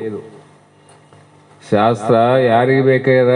ಜನನ ಮರಣ ದುಃಖ ಯಾರಿಗೆ ಆಗ್ಯದ ಅವರಿಗೆ ಆನಂದ ಬೇಕಾಗ್ಯದ. ರೋಗ ಬಂದವನಿಗೆ ಔಷಧ ಬೇಕು, ರೋಗ ಬರಲಾದವನಿಗೆ ಬೇಕು. ರೋಗ ಬಂದವನಿಗೆ ಔಷಧ, ಇದೆಲ್ಲರ ಅನುಭವದ ವಾಕ್ಯ, ಎಲ್ಲಗಳಂಗಿಲ್ಲ. ಅದಂತೆ ಹುಟ್ಟು ಸಾವು ಜನನ ಮರಣದ ದುಃಖ ಯಾರಿಗಾಗ್ಯದ ಅವರಿಗೆ ಬಿಡುಗಡೆಗಾಗಿ ಪ್ರಯತ್ನ ಅದ. ರೋಗ ಬಂದಿಲ್ಲ ದವಾಖಾನೆಗೆ ಹಾಕೋತಾನ ಅವನು. ನಾವು ಆರೋಪ ಮಾಡ್ತೀವಿ ಭಾಳ ಜನ ಅವರು ಬರಲ್ಲ, ಭಾಳ ಜನ ಇವರು ಬರಂಗಿಲ್ಲ ಅಂತ ಆರೋಪ ನಾವು ಮಾಡ್ತೀವಿ. ಶಾಸ್ತ್ರ ದೃಷ್ಟಿಯಿಂದಲ್ಲ, ಅದು ಯಾರಿಗೆ ಬಂದದ ನನಗೆ ದೊಡ್ಡ ದುಃಖ ಪೋಯಪ್ಪ, ಇದು ಯಾರಿಂದ ಬಿಡುಗಡೆ ಆದಿತ್ತು ಅನ್ನೋ ವಿಚಾರದಿಂದ ಪರಿತಪಿಸುವಂತ ಯಾವ ಮಾನವ ಶರೀರದಲ್ಲಿ ಹಿಂದೆ ಅನಂತ ಜನ್ಮದ ನಿಷ್ಕಾಮ್ಯ ಪುಣ್ಯವನ್ನು ಮಾಡಿದ ಪುಣ್ಯಾತ್ಮಗ ಈ ರೋಗ ಗೊತ್ತಾಗ್ತದ, ಆಹಾ ನನ್ನ ಮತ್ತೆ ದುಃಖ ಕೊಡ್ತದ, ಅದಕ್ಕೆ ಬಿಡುಗಡೆಗಾಗಿ ಪ್ರಯತ್ನ ಮಾಡಬೇಕು ಅಂದವನು ಇದಕ್ಕೆ ಅಧಿಕಾರಿಗಳು. ನಾವೇನೇನೋ ವಿಚಾರ ಮಾಡ್ತೀವಿ, ಅದಲ್ಲ. ಹಾಗಾಗಿ ಈ ಪ್ರಪಂಚ ಜ್ಞಾನಿಗೆ ತೋರಿದ್ರು ಕೂಡ ಅವನು ಹೆಂಗಂದ್ರೆ, ಒಂದು ರೀತಿ ನೋಡಿದರೆ ಕಣ್ಣು ಮುಚ್ಚಿದವನಿಗೆ ಪ್ರಪಂಚ ಕಾಣ್ತದೇನು? ಕಾಣಂಗಿಲ್ಲ. ಕಣ್ಣು ತೆರೆದವನಿಗೆ ಕಾಣಿಸ್ತದ. ಹಾಗೆ ಈ ಪ್ರಪಂಚದ ವಿಚಾರವನ್ನ ಅಜ್ಞಾನ ಕಣ್ಣನ್ನು ತೋರಿ ನೋಡಿದಾಗ ಪ್ರಪಂಚ ಜಗತ್ತು ಕಾಣ್ತದ. ಅವನು ಜ್ಞಾನದ ನೋಡಿದಾಗ ಕಾಣೋದಿಲ್ಲ. ಅದು ಹೇಗೆ ಅಂದ್ರೆ, ಅಂಥಪ್ಪ ಜ್ಞಾನಿ ಜಗತ್ತಿಗೆ ಜಗವಿದು ಪುಷಿಯೆಂದು ಮಿಗೆ ತಿಳಿದ ಆರೂಢನಿಗೆ ಸುಖಾದಿ ದ್ವಂದ್ವ ತತಿ ಉಂಟೆ ಅಂತ ಪ್ರಶ್ನೆ ಮಾಡಿ ಉತ್ತರ ಹೇಳ್ತಾರೆ. ಅಂದ್ರೆ ಯಾವ ಸಚ್ಚಿದಾನಂದ ನಿತ್ಯ ಪರಿಪೂರ್ಣ ಸ್ವರೂಪ ಸಾಕ್ಷಾತ್ಕಾರ ಬ್ರಹ್ಮ ತಾನೆಂದೇ ತಿಳಿದಂತ ಜ್ಞಾನಯೋಗಿಯೇ ಪ್ರಾರಬ್ಧ ಕರ್ಮ ನಿಮಿತ್ತದಿಂದ ವ್ಯವಹಾರ ಪರನಂತೆ ಕಂಡು ಬಂದರು. ಯಾಕೆ ವ್ಯವಹಾರ? ಪ್ರಾರಬ್ಧ ಕರ್ಮ ಅದಂತೆ ಕಾಣ್ತದಲ್ಲ.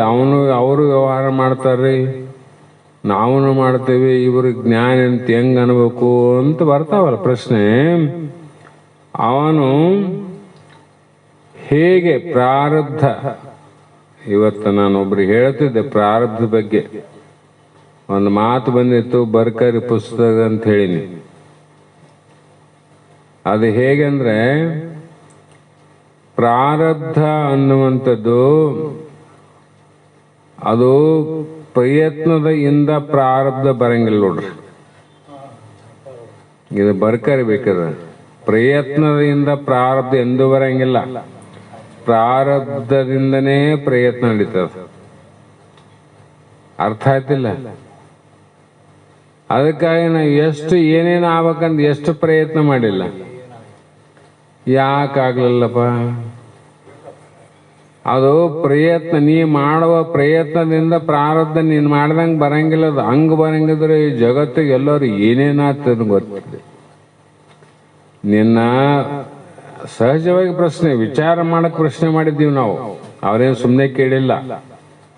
ಅಲ್ಲಿ ಪ್ರಯತ್ನ ಮಾಡದಿದ್ರೆ ಆಗೋದಿಲ್ಲ ಅಂತ ಅಂತಾರಲ್ಲ ಅಂತ ಸಹಜ ಸಂಶಯ. ಪ್ರಯತ್ನ ಮಾಡಬೇಕಂದ್ರೆ ನೀವು ಮಾಡಿದ ಪ್ರಯತ್ನ ಎಲ್ಲವೂ ಆಗ್ಬೇಕಂತ. ಆಗೋದಿಲ್ಲ ಅಂದ್ರೇನೋ ಪ್ರಯತ್ನದಿಂದ ನಿಮ್ಮ ಪ್ರಾರಬ್ಧ ಇಲ್ಲ, ನಿಮ್ಮ ಹಿಂದಿನ ಜನ್ಮದ ಪ್ರಾರಬ್ಧದಂತೆ ಪ್ರಯತ್ನವ. ಆವಾಗ ಏನನ್ನಿಸ್ತದ, ಯಾವುದೋ ಒಂದು ಕಾರ್ಯ ಆದಂದಗಳೇ ನಾವು ಪ್ರಯತ್ನ ಮಾಡಿವಂತಿರಲ್ಲ, ತುಳಿದುವೆಲ್ಲ ಪ್ರಯತ್ನ ಮಾಡಿದ್ರೆ ಆಗಿಲ್ಲ ಅಂತ ನೀವೇ ಹೇಳ್ತೀರಿ. ಉಳಿದುವೆಲ್ಲ ಮಾಡಿದ್ರೆ ಆಗಿಲ್ಲ, ಇದೇ ಯಾಕಾಯ್ತು ಅನ್ನುವಂಥ ವಿಚಾರವನ್ನು 4-5 ದೃಷ್ಟಾಂತ ಮುಖಾರ ತಿಳಿಸಿದಾಗ ಅವ್ರು ಹೇಳಿದ್ರು ಸತ್ಯ ಅದ. ಸತ್ಯ ಅದಲ್ಲ, ಸತ್ಯಕ್ಕೆ ಸತ್ಯ ಅನ್ನಬೇಕು. ಹಾಗಾಗಿ ಈ ಪಾರಮಾರ್ಥ ಪ್ರಪಂಚಕ್ಕೆ ಬಸವನಂದ್ರ ಮೊದಲೇ 2 ಮಾತನ್ನ ಹೇಳ್ಬಿಟ್ರು. ಪ್ರಪಂಚ ಏನದ? ಪ್ರಯತ್ನ ಅಧೀನ. ಪ್ರಪಂಚ ಪ್ರಾರಬ್ಧಾಧೀನ, ಪಾರಮಾರ್ಥ ಪ್ರಯತ್ನ ಅಧೀನ. ಇವೆರಡು ಬಹಳ ತೂಕದ ಮಾತುಗಳು. ಎಷ್ಟು ಶಾಸ್ತ್ರ ಎಷ್ಟು ಮಹಾತ್ಮರ ಮಾತು, ಎಷ್ಟು ವೇದ ತಿರುವಾಕಿದ್ರು ಕೂಡ ಅವೆರಡೇ ಮಾತಿಗೆ ಅದಕ್ಕಿಂತ ಹೆಚ್ಚು ಮುಂದೆ ಹೋಗಂಗಿಲ್ಲ. ಅವ್ರ ಗಟ್ಟಿ ಮಾತುಗಳು. ಹೇಳ್ಯಾರ, ಪ್ರಪಂಚ ಪ್ರಾರಬ್ಧಾಧೀನ, ಪಾರಮಾರ್ಥ ಪ್ರಯತ್ನಾಧೀನ. ನೀನು ಈ ಒಂದು ಮುಕ್ತ ಸ್ಥಿತಿಗೆ ಹೋಗಿ ಜನನ ಮರಣವನ್ನು ಕಳೆದುಕೊಂಡು ಈ ಜಗತ್ತಿನ ಆನಂದವಾಗಿ ಇರಬೇಕಾಗಿತ್ತು ಅಂದ್ರೆ ನೀ ಪ್ರಯತ್ನ ಮಾಡಂದ್ರು. ಪ್ರಯತ್ನ ಮಾಡು. ಪ್ರಪಂಚದಲ್ಲಿ ಏನದ, ನೀ ಎಷ್ಟು ಮಾಡಿದ್ರು ಕೂಡ ಪ್ರಾರಬ್ಧದಲ್ಲಿ ಏನದ ಅದೇ ಬರ್ತದ, ಅದೇ ಹೋಗ್ತದ. ನೀ ಪ್ರಯತ್ನ ಮಾಡಿದ್ರೆ ಬರೋದಿಲ್ಲ, ಮಾಡದಿದ್ರು ಹೋಗೋದಿಲ್ಲ. ಅದಕ್ಕೆ ಸುಖ ದುಃಖದ ಇಡಿಗಳು ಚಿಂತಿಸಿದರು ನೀ ನಿಂತು ತಿಳಿದ ಬಳಿಕ. ನಿಜಗೊಂಡು ಹೇಳಿಲ್ಲ. ಹಾಗಾಗಿ ಇಲ್ಲಿ ಯಾವ ಸ್ವರೂಪದಲ್ಲಿ ಎಲ್ಲ ವ್ಯವಹಾರ ನಡೆದರೂ ಕೂಡ ಆ ವ್ಯವಹಾರಕ್ಕೆ ಆ ಜ್ಞಾನಿ ಅಸಂಗನಾಗಿರ್ತಾನೆ ನೋಡು. ವ್ಯವಹಾರ ಮಾಡಲ್ಲ ಅಂತ ಹೇಳಿಲ್ಲ ಅವರು, ಲಕ್ಷಟ್ಟು ಕೇಳ್ರಿ. ವ್ಯವಹಾರ ಇಲ್ಲ ಅಂತಲ್ಲ, ವ್ಯವಹಾರದ ಜೊತೆಗೆ ಸಂಘ ಇಲ್ಲ. ಇದಕ್ಕೆ ಏನಂತಾರ, ಉಂಡು ಉಪವಾಸಿ ಬಳಸಿ ಬ್ರಹ್ಮಚಾರಿ. ಉಂಡನಂತ ಉಪವಾಸನಂತ, ಬಳಸನಂತ ಬ್ರಹ್ಮಚಾರಿ ಅಂತ. ಇವೆಲ್ಲ ಹಿಂದೆಲ್ಲ ಕೇಳಿರಲ್ಲ. ಹಾಗೆ ಮತ್ತೆ ನಿರ್ಲೇಪನ ಆಗಿರುವನು. ಅದರ ಯಾವುದ ಲೇಪ ಅಂದ್ರೆ ಆತ ಯಾವುದೇ ರೀತಿಯಿಂದ ತನ್ನ ಮನಸ್ಸಿಗಾಗಿ ಬುದ್ಧಿಯಲ್ಲಾಗಲಿ ಚಿತ್ತದಲ್ಲಾಗಲಿ ಆತನಿಗೆ ಅದರ ಕುರುಹುಗಳೇ ಇಲ್ಲ, ಲೇಪ ಇಲ್ಲ. ಅಂತ ಉಂಡನ ಏನು ಉಂಡಿನ ಅಂತ ಗೊತ್ತಿಲ್ಲ ಅಂದ್ರೆ ಉಪವಾಸ ಇದ್ದಂಗಲ್ಲ ಅವನು. ಉಂಡಿಲ್ಲ ಅಂತಲ್ಲ, ಏನು ಉಂಡಿನೆಂಬ ನೆನಪಿಲ್ಲ ಅಂದ್ರೆ ಉಪವಾಸ ಇದ್ದಂಗೆ. ಹಾಗಾಗಿ ನಿರ್ಲೇಪನಾಗಿರುವನು. ಹೇಗೆಂದ್ರೆ ಹಿಂದೆ ದೃಷ್ಟಾಂತ ಕೊಟ್ಟರ, ಜಲಪತ್ರದಂತೆ. ನೀರಿನಲ್ಲೇ ಹುಟ್ಟ್ಯಾದ, ನೀರಿನಲ್ಲೇ ಆದ, ನೀರಿನಲ್ಲೇ ಬೆಳೆದಾದ, ನೀರಲ್ಲೇ ತೋರ್ತದ. ಒಂದು ಹನಿ ಅದಕ್ಕೆ ಲೇಪ ಆಗಿಲ್ಲ, ಹತ್ತದೇನು. ಅದ್ರಂಗ ನಾನಾ ಪ್ರಪಂಚದ ವ್ಯವಹಾರದಲ್ಲಿ ಜ್ಞಾನಿ ತೊಡಗಿದ್ದರೂ ನಿರ್ಲೇಪನಾಗೇನು ಜಲಪತ್ರದಂತೆ ಎಂದ್ರು. ಹಾಗಾಗಿ ಅದರಿಂದ ಆತನಿಗೆ ದೇಹ ಇಂದ್ರಿಯಾದಿಗಳು ಇದ್ದರೂ ಇಲ್ಲಂದು ತಿಳಿಯತಕ್ಕದ್ದು. ದೇಹ ಆದ, ದೇಹದ ವ್ಯವಹಾರ ಅದ, ನಿರ್ಲೇಪ ನಿಸ್ಸಂಗ ಅದ ದೇಹಕ್ಕೆ ಅಂಟೆ. ಮತ್ತೆ ಬೇರೆಯವರ ವ್ಯವಹಾರ ಏನನ್ನ ಮಾಡಿ ಅದನ್ನ ಹಿಂದಕ್ಕೆ ಹೋಗ್ಬೇಕಾಗಿದೆ. ಎಷ್ಟೋ ಜನ್ಮಗಳ ವಾಸನೆಯಿಂದ ಮತ್ತೆ ಹುಟ್ಟಿ ಬಂದವರ. ಆ ಕಾರಣದಿಂದ ಕಾಣಿಸುವ ಜಗತ್ತು ಅವರಿಗೆ ಅಭಾವ ರೂಪದಿಂದ ತೋರ್ತದ, ಭಾವದಿಂದಲ್ಲ. ಅಭಾವಕ್ಕೂ ಭಾವಕ್ಕೂ ಏನು ವ್ಯತ್ಯಾಸ ರೀ? ಬಹಳ ಗಮ್ಮತ್ತಾವ ಭಾವಗಳು ಅಭಾವಗಳು. ಜಗತ್ತಿನಲ್ಲಿ ನಾವು ಹುಟ್ಟಿವಿ, ಎಷ್ಟೋ ಜನರ ತಾಯಿಯಂದರ ಹಾಲು ಕುಡಿದಿವಿ, ಎಷ್ಟೋ ಜನ ಅಕ್ಕ ತಂಗಿಯರು, ಅತ್ತೆ ಸೊಸೆ, ಎಷ್ಟೋ ಜನ ಹೆಣ್ಮಕ್ಳ ಜೊತೆ ನಾವು ಬೆಳೆದ್ವಿ, ಗಂಡಸರ ಜೊತೆ ಹೆಣ್ಮಕ್ಳು ಬೆಳೆದಾರ. ಆದರೆ ಅವ್ರಿಗೆ ಇವರು ಅವ್ರಿಗೆ ಕಂಡಿಲ್ಲೇನು? ಕಂಡಾರ. ಆದ್ರೂ ಕೂಡ ಇವರೆಲ್ಲರ ಮಧ್ಯದಲ್ಲಿ ಆಗಲಿ ಮತ್ತೊಂದು ಕಡೆ ಆಗಲಿ ಒಬ್ಬ ಸ್ತ್ರೀ ಅನ್ನುವುದು ಪುರುಷ ಇಚ್ಛ, ಪುರುಷನಿಗೆ ಸ್ತ್ರೀ ಇಚ್ಛ. ಆವಾಗ ಅವರಿಬ್ಬರು ಪ್ರಾರಬ್ಧದಿಂದ ಅದು ಏನಾಗ್ತದಂದ್ರೆ ಜೋಡಿಯಾಗಿ ವಿವಾಹ ಆಗ್ತದೆ, ಮದುವೆ ಆಗ್ತದೆ. ಆವಾಗ ಎಲ್ಲ ಜನರಲ್ಲಿ ಮೊದಲು ಭಾವ ಏನಿತ್ತು, ಆ ಭಾವ ಈಕಿನಿಲ್ಲ ಅದೇನು. ಈಕೆ ಇವರಿಬ್ಬರ ಮಧ್ಯದಿಂದ ಭಾವನೆ ಬೇರೆ ಆಯ್ತು ನೋಡ್ರಿ. ಹಾಗಾಗಿ ಅವರಿಬ್ಬರ ಪ್ರೇಮ ಅನ್ನುವಂಥದ್ದು ಅದು ಮಿತಿಮೀರಿ ಹೋಯ್ತು ನೋಡ್ರಿ. ತುಳಿದವ್ರ ಕಡೆ ಯಾಕಾಗ್ಲಲ್ಲ? ಸ್ವಭಾವದಿಂದ ನೋಡೋದು ಬೇರೆ, ಭಾವದಿಂದ ನೋಡೋದು ಬೇರೆ. ಜಗತ್ತಿನ ತುಂಬ ತಂದೆ ತಾಯಿ ಅಂತೀವಿ. ನಮ್ಮ ತಂದೆ ಇದ್ದಂಗ, ನಮ್ಮ ತಾಯಿ ಇದ್ದಂಗ ಅಂತ ನಾವು ಅಂತೀವಿ. ನಮ್ಮ ಮಕ್ಕಳು ಇದ್ದಂಗಪ್ಪ ನೀವಂತ ಅವ್ರು ಅಂತಾರ. ಆದರೆ ನಿಜವಾದ ತಂದೆ ತಾಯಿಯಲ್ಲಿ, ನಿಜವಾದ ಮಕ್ಕಳಲ್ಲಿ ಇರುವ ಭಾವ ಬೇರೆ ತಂದೆ ತಾಯಿ ಬೇರೆ ಮಕ್ಕಳಲ್ಲಿ ಇರ್ತದೆ? ಇರೋದಿಲ್ಲ. ಅದು ಭಾವ ಅಂತ. ಅದಕ್ಕಾಗಿ ಇಲ್ಲಿ ಜಗತ್ತು ತೋರಿದ್ರು ಕೂಡ ಆ ಜ್ಞಾನಿಗೆ ಆ ಭಾವ ಯಾವ ಭಾವನೆ ಇಲ್ಲ. ಹಾಗಾಗಿ ಎಲ್ಲಿ ಮೋಹ ಮಮಕಾರ ಅನ್ನುವಂಥದ್ದೇ ಇಲ್ಲ. ಆದ್ದರಿಂದ ಆತನು ಜಗತ್ತಿನೋಳು ಸುಖಾದಿ ದ್ವಂದ್ವ ತತಿಗಳುಂಟೆ ಅಂದರೆ ಸುಖ ಇಲ್ಲ, ದುಃಖ ಇಲ್ಲ ಮತ್ತು ಮಿಶ್ರ ಇಲ್ಲ. ಅವುಗಳ ಸಮೂಹ ಯಾವುದು ಇಲ್ಲದೆ ಆರೂಢ ಸ್ಥಿತಿ ಅಂದರೆ ಸ್ವತಂತ್ರ ಸಿಂಹಾಸನಾಧೀಶ. ಸ್ವತಂತ್ರ ಸಿಂಹಾಸನ ಹೇಳಿನಿ ನಾನು ಮೊದಲೇ. ಉಳಿದ ಸಿಂಹಾಸನ ಪರರ ಸಿಂಹಾಸನ ಹತ್ತೀವಿ. ಯಾರೋ ಒಂದು ಬಂಗಾರ ಸಿಂಹಾಸನ ಮಾಡಿದ್ರು ಅದು ಏರಬಹುದು. ನಿಜವಾದ ಸಿಂಹದ ಆಕಾರವನ್ನೇ ಬಂಗಾರ ಮಾಡ್ಬೋದು, ಅದನ್ನೇ ಇರ್ಬೋದು. ಅಥವಾ ನಿಜವಾದ ಸಿಂಹಾಸನವನ್ನೇ ಅದನ್ನು ಏರಿ ಕೂಡಬಹುದು. ನಿಜವಾದ ಆನೆ ಅಂಬಾರಿ ಮೇಲೆ ಕೂಡಬಹುದು. ಇವೆಲ್ಲವೂ ಉಪಾಧಿಯ ಆಸನಗಳು. ಆನೆ ಇಲ್ಲಂದ್ರೆ ಆನೆ ಮೇಲೆ ಹೆಂಗೆ ಕುಂದಿರುತ್ತೆ? ಸಿಂಹನೇ ಇಲ್ಲಾಂದ್ರೆ ಸಿಂಹದ ಮೇಲೆ ಹೆಂಗೆ ಕೂಡುತ್ತೆ? ಆಸನ ಮೇಲೆ ಕುಂತಿದ್ದಿ ಸಿಂಹಾಸನಾಧೀಶ. ಆ ಸಿಂಹಾಸನ ಮೇಲೆ ಕುಂತಿದ್ದಂದ್ರೆ ಉಪಾಧಿಯಿಂದ ಕುಂತಿದ್ದೆ, ತೆಗೆದ ಮೇಲೆ. ಆದ್ರೆ ಜ್ಞಾನಿ ಆರುಡನೆಗೆ ಸ್ವತಂತ್ರ ಸಿಂಹಾಸನಾಧೀಶ ಎಲ್ಲಿ ಕುಂತನ್ರಿ? ವರ ಜಾಗ್ರ ಸತ್ತು, ವರ ಸ್ವಪ್ನ ಚಿತ್ತು. ಅಲ್ಲಿ ಸತ್ತು ಚಿತ್ತು ವರ ನಿದ್ರೆ ಏನದ ನಿತ್ಯವಾಗಿದ್ದು ಮತ್ತು ತೂರ್ಯಾವಸ್ಥೆಯಲ್ಲಿ ಸತ್ತು ಚಿತ್ತು ನಿತ್ಯ ಆನಂದವಾಗಿದ್ದು, ತೂರ್ಯಾತೀತ ಅವಸ್ಥೆ ಏನದ ಪರಿಪೂರ್ಣ ಅವಸ್ಥೆ. ಆ ಸಿಂಹಾಸನ ಮೇಲೆ ಕುಂತಾನ ಅವನು. ಇದು ಯಾರನ್ನ ಪರರ ಸಿಂಹಾಸನ? ಯಾರನ್ನ ಕಟ್ಟಿಕೊಟ್ಟಾರ? ಯಾರನ್ನ ಮಾಡಿಸಿಕೊಟ್ಟಾರ? ಅಥವಾ ಯಾರನ್ನ ಉಪಾಧಿಯಿಂದ ಬಂದಿದ್ದು? ಇದು ನಿರುಪಾಧಿಕ ಸಿಂಹಾಸನ. ಹೀಗೆ ಇದ್ದವನಿಗೆ ಅವನಿಗೆ ಆರೂಢರೆಂಬ ಹೆಸರು ಬಂತು ನೋಡ್ರಿ. ಅಂಥವ್ರಿಗೆ ಆರೂಢ. ಇಂಥ ಮಹಾಪುರುಷನು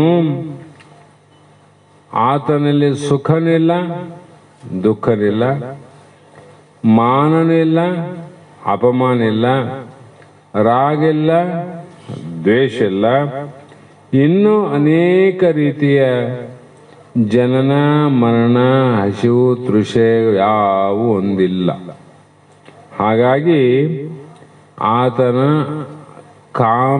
ಕಾಮ ಪುರುಷ ಕಾಮ್ಯ ಪುರುಷ ಅನ್ನಂಗಿಲ್ಲ, ಅಕಾಮ್ಯ ಪುರುಷ. ಅವನು ಇದ್ದಲ್ಲಿಗೆ ದೈವಾನುಕೂಲದ ಏನು ಬಂದು ಬೀಳ್ತದ ಗೊತ್ತಿಲ್ಲ. ಅವನಿದ್ದಲ್ಲಿ ಏನು ಬಂದು ಬೀಳ್ತದ ಅದು ಗೊತ್ತಿಲ್ಲ. ಆದರೆ ಯಾವುದಕ್ಕೂ ಆಸೆ ಆಕಾಂಕ್ಷೆ ಆಪೇಕ್ಷೆಯನ್ನು ಮಾಡೋದಿಲ್ಲ. ಹಾಗಾಗಿ ಸರ್ವತ್ರ ಶಾಂತನು. ಸರ್ವತ್ತಂದ್ರೆ ಈ ಜಗತ್ತಿನ ಮತ್ತು ಪರಮಾತ್ಮನ ಮತ್ತು ಜೀವಾತ್ಮನ ಇವೆಲ್ಲದಲ್ಲಿ ಕೂಡ ಆತ ಶಾಂತನಾಗಿರ್ತಾನೆ ನೋಡ್ರಿ. ಕ್ರಾಂತಿ ಇರಂಗಿಲ್ಲ, ಅವನಿಗೆ ಶಾಂತಿ ಇರ್ತದೆ. ಹಾಗೆ ಶಾಂತಿ ಯಾಕೆ ಬಂತು ಅಂದ್ರೆ ಸಮಧರಿಸಿತ ಅಂದ್ರು. ಸಮಧರಿಸಿತ ಅಂದ್ರೇನು? ಜಗತ್ತು ಸಮ ಇಲ್ಲ ನೋಡ್ರಿ. ವಿಷಮ ಸಂಸಾರ ವಿಧದ ಕನಸಂದ್ಯರ. ವಿಷಮ ಅಂದಾಗ ಏನ್ ತೇಬೇಕಲ್ಲಿ? ನಾಮರೂಪ ತೆಗಿಬೇಕಾದ್ರೆ ತತ್ವಮಸಿ ಮಹಾವಾಕ್ಯರಲ್ಲಿ ಸುಮ್ಮನೆ ಹೇಳಿಲ್ಲ ಅದು. ಆರು ನಾನೆಂದು ವಿಚಾರಿಸು ವಿಷಮ ಸಂಸಾರ ಇದನ್ನು ಕನಸೆಂದರಿ. ಹೌದಿಲ್ಲ? ಅಲ್ಲಿ ಸಮವಾಗಿ ನೋಡಿದೆ. ಹೇಗಂದ್ರೆ ಬಹಳ ಸಲ ಹೇಳಿದ್ದೆ ಹೇಳ್ಬೇಕಲ್ಲ. ಎಲ್ಲರ ಮನೆಯಲ್ಲಿ ಬಯಲು ಸಮ ಹೇಗಿದೆ, ಮನೆ ಸಮ ಇಲ್ಲ, ಹೌದಲ್ಲ? ಅದರಂತೆ ಎಲ್ಲ ಜೀವರಾಶಿಗಳ ದೇಹ ಸಮಾನಿಲ್ಲ. ದೇಹದಾಗ ಇರುವಂತ ಸ್ವರೂಪ ಸಮಾನ, ದೇವರು ಸಮಾನ, ಆತ್ಮ ಸಮಾನ ಅದ. ಹಾಗಾಗಿ ಅವ್ರ ಮನೆ ನೋಡಂಗಿಲ್ಲ, ಬಯಲು ನೋಡ್ತಾರ, ಹೌದಲ್ಲ? ಮತ್ತೆ ಜ್ಞಾನಿಗಳು ದೇಹ ನೋಡಂಗಿಲ್ಲ, ದೇಹದಾಗಿರುವಂತ ಆ ಬ್ರಹ್ಮನ ನೋಡ್ತಾರೆ. ಅಂದಾಗ ಯಾರ ಮೇಲೆ ರಾಗ ಮಾಡೋದು, ಯಾರ ಮೇಲೆ ಪ್ರೇಮ ಮಾಡೋದು, ಯಾರಿಂದ ಅಪಮಾನ ಆಯ್ತಂತನ, ಯಾರಿಂದ ನನಗೆ ಒಳ್ಳೇದಾಯ್ತು ಮಾನ ಸಿಕ್ತು ಅಂತ ಅಂತಾನೇನು ಅವನಿಗೆ ಏನಿಲ್ಲ, ಸುಮ್ಮನೆ ನೋಡ ಅಷ್ಟೆ. ಹಾಗೆ ಆತನಿಗೆ ದೃಶ್ಯವಾದ ಈ ಜಗತ್ತು ಕಾಣಂಗಿಲ್ಲ. ಏನು ಕಾಣಂಗಿಲ್ಲ? ನಾಮರೂಪ ಕಾಣಂಗಿಲ್ಲ ಅಂತ ಅರ್ಥ ಮಾಡ್ರಿ. ಜಗತ್ತು ಕಾಣಂಗಿಲ್ಲ ಅಂದ್ರೆ ಮತ್ತೆ ಹೆಂಗ್ ಓದ್ತಾನ, ಹೆಂಗ್ ಬರ್ತಾನ, ಹೆಂಗ್ ತಿಂತಾನ? ಶಾಸ್ತ್ರ ಸೂಕ್ಷ್ಮ ಅವ. ಆತನಿಗೆ ನಾಮರೂಪ ಕಾಣಂಗಿಲ್ಲ. ಹಾಗಾಗಿ ಆ ನಾಮರೂಪದಿಂದ ಆಗುವಂತ ವ್ಯವಹಾರಿಕ ಸುಖ ದುಃಖ ಅನ್ನುವಂಥದ್ದು ಆ ಬಾಧೆ ಆ ಆರೂಢನಿಗೆ ಇರುವುದಿಲ್ಲ, ಆರೂಢನಿಗೆ ಇರುವುದಿಲ್ಲ. ಸಿದ್ಧಾರೂಢರಿಗೆ ಬೆಂಕಿ ಇಟ್ರು, ಕಿರೀಟಿಟ್ರು ಅಂತವಲ್ಲ. ನಾವು ವಾಚಾರ್ಥಕ್ಕೆ ಹೋಗಿ ವಿಚಾರ ಮಾಡ್ತೀವಿ. ಲಕ್ಷಾರ್ಥದ ಭಾವ ಇದು. ಲಕ್ಷಾರ್ಥ ಭಾವ ಇಟ್ಟದ್ದು ನಾಮರೂಪ, ಇಡಿಸಣದ್ದು ನಾಮರೂಪ. ಕಿರೀಟಿಟ್ರು ನಾಮರೂಪದ ದೇಹಕ್ಕಿಟ್ರಲ್ಲ, ಬೆಂಕಿ ಇಟ್ರು ನಾಮರೂಪದ ದೇಹಕ್ಕಿಟ್ರಿಲ್ಲ. ಮತ್ತೆ ತನ್ನ ಸ್ವರೂಪಕ್ಕೆ ಇಡಕ್ಕೆ ಬರ್ತದೇನು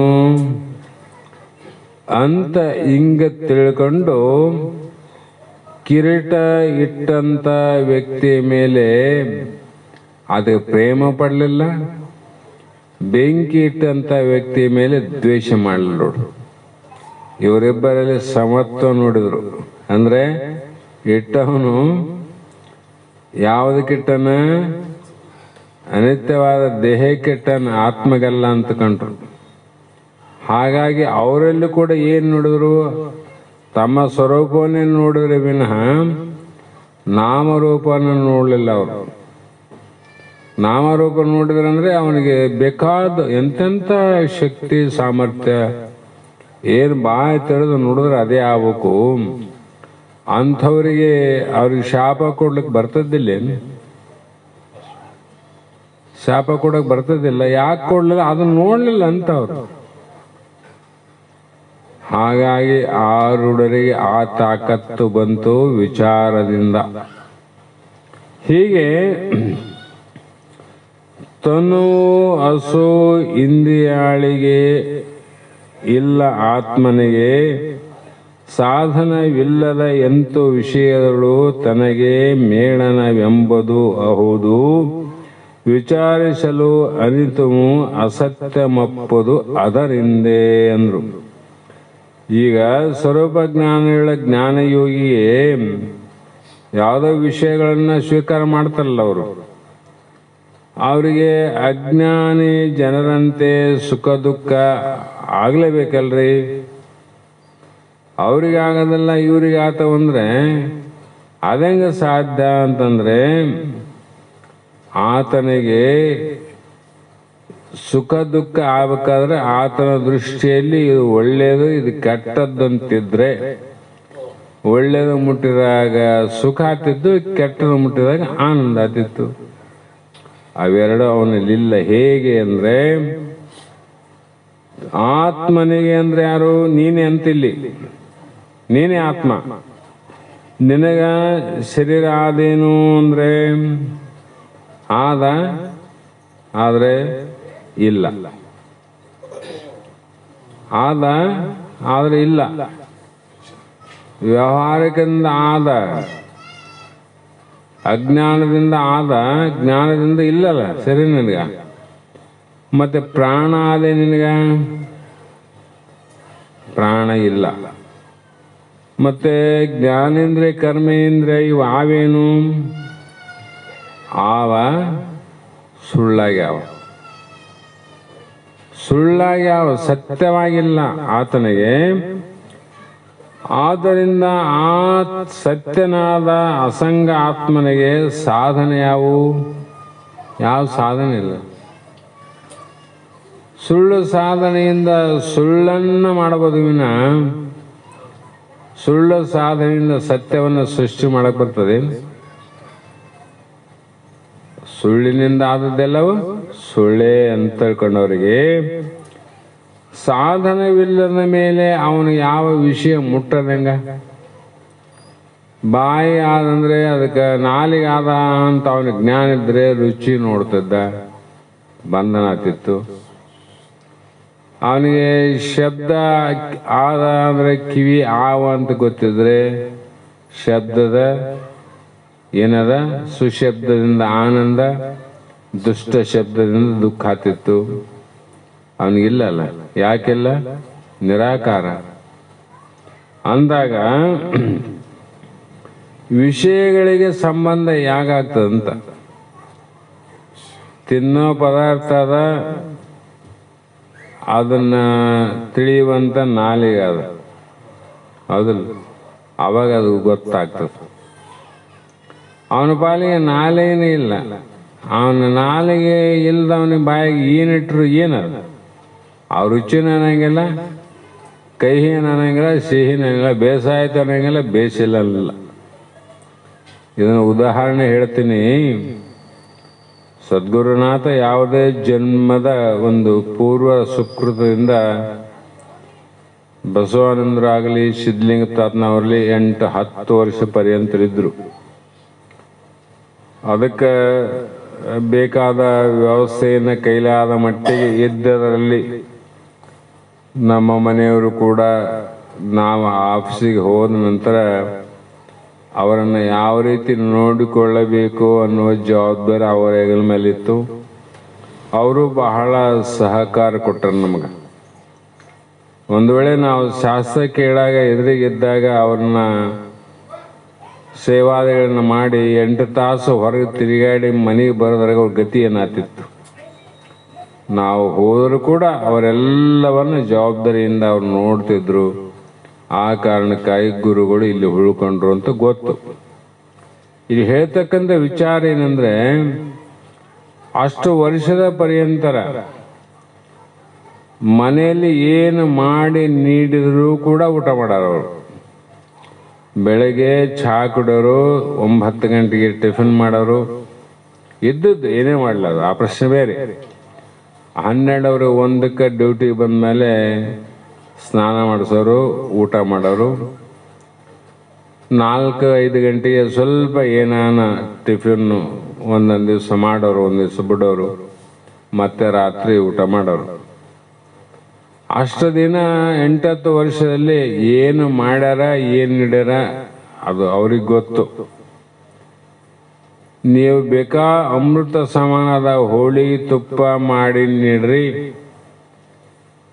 ಮತ್ತೆ ಬೆಳಗ್ಗೆ ಮಾಡಿದ ಅನ್ನ ತಮ್ಮಗಾಗದಂತ ನೀಡ್ರಿ, ಬಿಸಿ ಅನ್ನ ನೀಡ್ರಿ.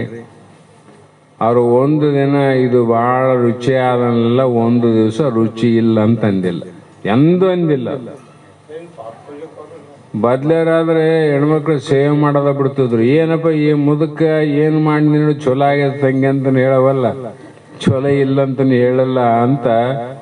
ನಾವು ನೋಡ್ರಿ ಏನೋ ಸ್ವಲ್ಪ ಸಣ್ಣ ಕಾರ್ಯ ಮಾಡಿ ಬಂದ್ರೆ ನಮಗೆ ಚೊಲೋ ಆಗ್ಯದಂತ ಹೇಳಲ್ಲ ಗುರುಗಳಂತ ಎಷ್ಟೋ ಮಂದಿ ಸಿಟ್ಟು ಬರ್ತದ. ಯಾವ್ದು ಹೇಳಲ್ಲ, ಯಾವ್ದು ಕೇಳಲ್ಲ ಅಂತ ಬರ್ತಾವಲ್ಲ ಸಹಜ. ಆದ್ರೆ ಅಜ್ಞಾನಿ ಯಾವ ಸ್ಥಿತಿಯಲ್ಲಿದ್ದಂದ್ರೆ ಆರೂಢ ಸ್ಥಿತಿ ಅಂತ ಹೇಳಬೇಕಾಗಿದೆ. ಒಂದು ದಿನ ಹೇಳಲಿದ್ದು ಹಿಂಗಾಗ್ಯದಂತ.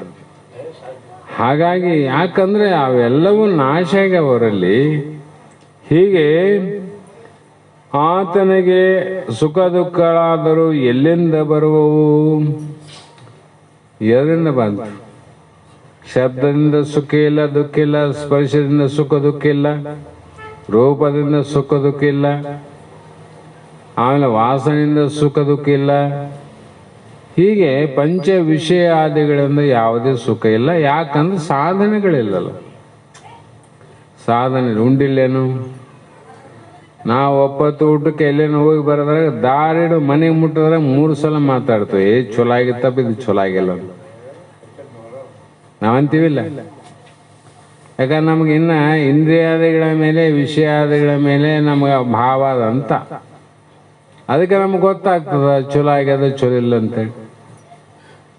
ಹಾಗೆ ಪುಷಿ ವಿಷಯಾಳಿಗಳು ಪುಷಿ ದೇಹಾದಿ ಪುಷಿ ಜೀವನ ಒಡಗೂಡಿ ಚರಿಸಲು ಅಸಮನು ಅದ್ವಯನು ಸುಖನಿಧಿ ಸತ್ಯರೂಪನು ಎನಿಸುವ ಪರಮಾತ್ಮಂಗೆ ತನಗೇನು.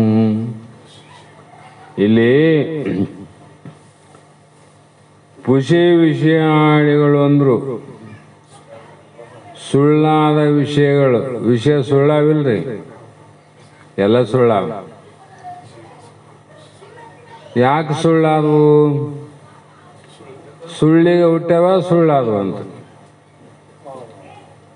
ಸತ್ಯದಿಂದ ಹುಟ್ಟ್ಯಾವ ನೀವು.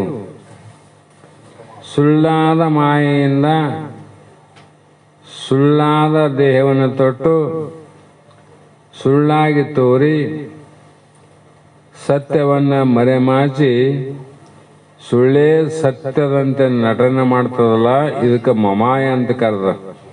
ಮಾಯ ಸಾಮಾನ್ಯ ಅಲ್ಲ, ಇದ್ರಾಗ ಏನದ?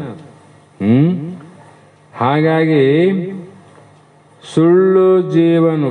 ಯಾಕೆ ಸುಳ್ಳು ಅಂದ್ರೆ ಜೀವನೇ ಸುಳ್ಳು ಅಂದಮೇಲೆ ವಿಷಯಾದಿಗಳು ಸುಳ್ಳೇ. ದೇಹ ಸುಳ್ಳಂದ್ಮೇಲೆ ದೇಹಕ್ಕಿರ್ತಕ್ಕಂಥ ಇಂದ್ರಿಯಾದಿಗಳೇ ಸುಳ್ಳೇ.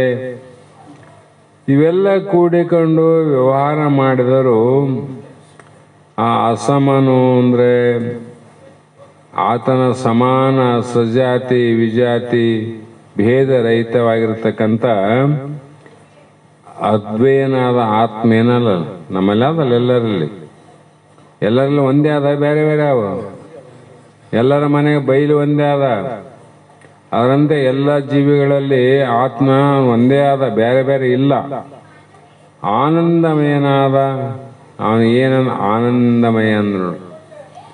ಅನ್ನಮಯ ಬೇರೆ, ಅನ್ನಮಯ ಪ್ರಾಣಮಯ ಮನೋಮಯ ವಿಜ್ಞಾನಮಯ ಆನಂದಮಯ ಅಂದ್ರು ಕೂಡ ಈ ಪಂಚಕೋಶಗಳಿಗೆ ವಿಲಕ್ಷಣವಾಗಿ ಇರೋದೇನದ ಅದು ಆನಂದಮಯ ಕೋಶ. ಅದು ಉಪಾಧಿ ಇಲ್ಲ ಕೋಶಕ್ಕ. ಹಾಗೆ ತ್ರಿಕಾಲ ಆಬಾಧಿತನು, 3 ಕಾಲದಲ್ಲಿ ಇರೋವನು ಅಂದ್ರೆ ನೀವು ಸಾಯವನಲ್ಲ. ಮತ್ತೆ ಹಿಂದೆ ಹಂಗ್ರಿ ಹಿಂದೂ ನೀವು ಸತ್ತವನಲ್ಲ, ಮುಂದೆ ಹಂಗ್ರಿ ಮುಂದೂ ಸಾಯವನಲ್ಲ. ತ್ರಿಕಾಲಾಬಾಧಿತ ಏನಾಗ್ಬೇಕು? ಹಿಂದ ನಾವು ಸತ್ಯವಂತ ಅರ್ಥ ಮಾಡ್ತೇವೆ, ಹಿಂದ ಸತ್ತವನಲ್ಲ ಅಂತ ಅರ್ಥ ಆಯ್ತು. ಯಾವುದು ಸತ್ತು ಪುಟ್ಟಿ ಸತ್ತದ್ದು ಕರ್ಮದೇಹನೇ ವಿನಃ ಕರ್ಮಕ್ಕೆ ಅಧ್ಯಕ್ಷನಾಗಿರ್ತಕ್ಕಂಥ ನೀನೇನಿದ್ದಿ ಹುಟ್ಟವನಲ್ಲ, ಸಾಯವನಲ್ಲ. ಸಾಯೋದ್ರ ಮತ್ತೆ ಹಂಗೆ ಹುಡ್ತೈತಿ. ಹಾಗೆ ಏನು ಆನೆಗಳು ಇಲ್ಲ, ತಾನು ಅದ್ವಯನಾಗಿ ಸತ್ಯ ಸ್ವರೂಪ ಪ್ರತ್ಯೇಗಾತ್ಮನಾದ ತನಗೆ ಯಾವ ಹಾನಿ ಇಲ್ಲ. ನಿನಗೇನು ನಷ್ಟ ಆಗದು? ನೀವು ಹುಟ್ಟಿದ್ರೆ ತಾಯಿ ಗರ್ಭದ ಕಷ್ಟ ಆತಿತ್ತು, ತನುವಿದೇನು ಎನ್ನೋಳು ಒಂದಿತ್ತು. ಇದಕ್ಕೆ ನೀವು ಹುಟ್ಟಿದವನಿಗೆ ನಿನಗೆ ಆತಿತ್ತು, ಜಾಯ ದುಃಖ ಆತಿತ್ತು, ಮತ್ತೆ ಮರಣ ದುಃಖ ಆತಿತ್ತು. ನಿನಗೇನು ಇಲ್ಲ ಅಂದಮೇಲೆ ಇಷ್ಟು ದುಃಖಕ್ಕೆ ಯಾಕೆ ಒಳಗಾಗಿ ಮತ್ತೆ ಇದು ಯಾರಿಂದ ತೊಲಗುವುದೆಂದು, ಯಾರಿಂದ ಹೋತಂದು ಯಾಕೆ ತಿರುಗಾಡ್ತದೋ ಕೋಡೆ ಅಂತಾರೆ ಮಹಾತ್ಮ. ಈಗ ಭ್ರಮೆ ಆಗ್ಯದ. ಆ ಕಾರಣದಿಂದ ಮೃಗಜಲದಿಂದ ಸತ್ಯವಾದ ಭೂಮಿಯು ಹೇಗೆ ನೆನೆಯುವುದಿಲ್ಲವೋ ಹಾಗೆ ಪರಮಾತ್ಮನಿಗೆ ಮೃಗಜಲ ಅಂದ್ರೆ ಬೇಸಿಗೆ ಕಾಲದ ಅಡವಿಯಲ್ಲಿ ನೀರಿನ ಜಳಕ್ಕೆ ನೀರು ಅರ್ಧಂಗಾಗ್ತವ. ಸತ್ಯ ಕಾಣ್ತದಂಗ. ನೆಲ ತೂದದಲ್ಲಿ, ನೆಲ ತಂಪಾಗ್ಯದ, ಅಲ್ಲಿ ನೀರು ಹೊಳೆ ಹರಿದಂಗೆ ಇರ್ತದೋ ಮರ ಅಂದ್ರೆ ಅಲ್ಲಿ ಕೆಸರಾಗ್ಯದ, ಏನು ತೋದದ, ಏನಾಗ್ಯದ. ಅದರಂತೆ ಆತ್ಮ ಆನಂದದಲ್ಲಿ ಅನೇಕ ವ್ಯವಹಾರದ ತೆರೆಗಳು ನಡೆದು ಹೋದರೂ ಕೂಡ ಆ ತೆರೆಗಳ ಬಾಧೆ ಆರುಡನೆಗೆ ಒಂದು ಇಲ್ಲ. ಅಲ್ಲೇನೈತೆ ನಿರ್ಲೇಪ ಅದಲ್ಲ, ಭೂಮಿಗೆ ಅಂಟಿಲ್ಲ, ಲೇಪನ ಆಗಿಲ್ಲ. ಅದರಂತೆ ಆತ್ಮಜ್ಞಾನಿ ಯಾವುದು ಲೇಪ ಇಲ್ಲ. ಅದಕ್ಕಾಗಿ ಅವ್ರು ಯಾವುದಕ್ಕೂ ಬಹಳ ಹಿಗ್ಗುನು ಪಡಂಗಿಲ್ಲ, ಏನನ್ನಾದ್ರೂ ಕುಗ್ಗುನು ಪಡಂಗಿಲ್ಲ. ಯಾಕ? ಸುಖ ದುಃಖಕ್ಕೆ ಸಾಕ್ಷಿ ಆಗಲ್ಲ. ಹಾಗೆ ವಿಚಾರವನ್ನ ಮಾಡಿದಾಗ ಇಲ್ಲಿಗೆ 11ನೇ ಸೂತ್ರ 12ನೇ ಸೂತ್ರ 2 ನುಡಿ ಆಯಿತು. ನಾಳೆ ದಿನ 3ನೇ ನುಡಿಯನ್ನು ಆಧಾರವಾಗಿಟ್ಟುಕೊಂಡು ವಿಚಾರ ಮಾಡೋಣ ಅನ್ನುವಂಥ ಮಾತನ್ನು ಹೇಳಿ, ನಿನ್ನೆಲಿಂದ 4-5 ದಿವಸ ಆಯ್ತು ಹೇಳ್ಬೇಕಂತೀನಿ, ಇವತ್ತು ನೆನಪಾಗ್ಯದ. ನಾಳೆ ದಿನ ದೇವತಾ ಶಾಸ್ತ್ರದ ವಾಕ್ಪುಷ್ಪಗಳನ್ನು ಗುರುಪಾದಕ್ಕೆ ಸಮರ್ಪಿಸಿ ಮಂಗಲವನ್ನು ಹೇಳೋಣ. ಗುರುರಾಜ್ಯ ಸಿದ್ಧಾರೂಢ ಸಮರ್ಥ ಬೆಳಗುವೆ ಆರತಿಯ, ಗುರುವರ ಬೆಳಗುವೆ ಆರತಿಯ. ಮೋಕ್ಷಾಪೇಕ್ಷೆಗೆ ತತ್ವಂ ಪದಲಾರ್ಥವ ಬೋಧಿಸಿದೆ, ಗುರುವರ ಅರ್ಥವ ಬೋಧಿಸಿದೆ. ಮೋಕ್ಷವಾನ ಶಂಕರ ನಾಮ ಉಚಾರವ ಮಾಡಿಸಿದೆ, ಗುರುವರ ಉಚಾರವ ಮಾಡಿಸಿದೆ. ಶ್ಯಾಮಧಾಮ ಶ್ರೀರಾಮ ಭಿನ್ನ ಶಂಕರ ನೀನಿರುವೆ, ಗುರುವರ ಶಂಕರ ನೀನಿರುವೆ. ಕಾಮ ಕ್ರೋಧವ ನಾಶಿಸಿ ಜಗದೊಳು ಶಾಂತಿಯ ಬೀರಿ, ಗುರುವರ ಶಾಂತಿಯ ಬೀರಿ. ಚರಣ ಭಜಕರ ದುರಿತ ವೃಂದವ ತ್ವರಿತದಿ ನಾಶಿಸಿದೆ, ಗುರುವರ ತ್ವರಿತದಿ ನಾಶಿಸಿದೆ. ವರಭೂಗತಾಪುರ ದೈವದಿಂದಲೇ ನಿರುತದಿ ವಾಸಿಸಿದೆ, ಗುರುವರ ಹರುಷದಿ ವಾಸಿಸಿದೆ. ಗುರುರಾಜ ಸಿದ್ಧಾರೂಢ ಸಮರ್ಥ ಬೆಳಗುವೆ ಆರತಿಯ, ಗುರುವರ ಬೆಳಗುವೆ ಆರತಿಯ. ಓಂ ಚೈತನ್ಯಂ ಶಾಶ್ವತಂ ಶಾಂತಂ ವ್ಯೋಮಾತೀತಂ ನಿರಂಜನಂ ನಾದಬಿಂದುಕಲಾಪತಿಂ ತಸ್ಮೈ ಶ್ರೀ ಗುರವೇ ನಮಃ. ಶ್ರೀಮತೆ ಗುರು ಸಿದ್ಧಾರೂಢ ಸ್ವಾಮಿ ಮಹಾರಾಜ್ ಕಿ ಜೈ. ಶ್ರೀ ಸದ್ಗುರು ಶಿವಪುತ್ರ ಸ್ವಾಮಿ ಮಹಾರಾಜ್ ಕಿ ಜೈ. ಶ್ರೀ ಸದ್ಗುರು ಬಸವಾನಂದ ಸ್ವಾಮಿ ಮಹಾರಾಜ್ ಕಿ ಜೈ. ಶ್ರೀ ಸದ್ಗುರು ಅನ್ಯಮಹಿ ಮಹಾರಾಜ್ ಕಿ ಜೈ. ಸಕಲ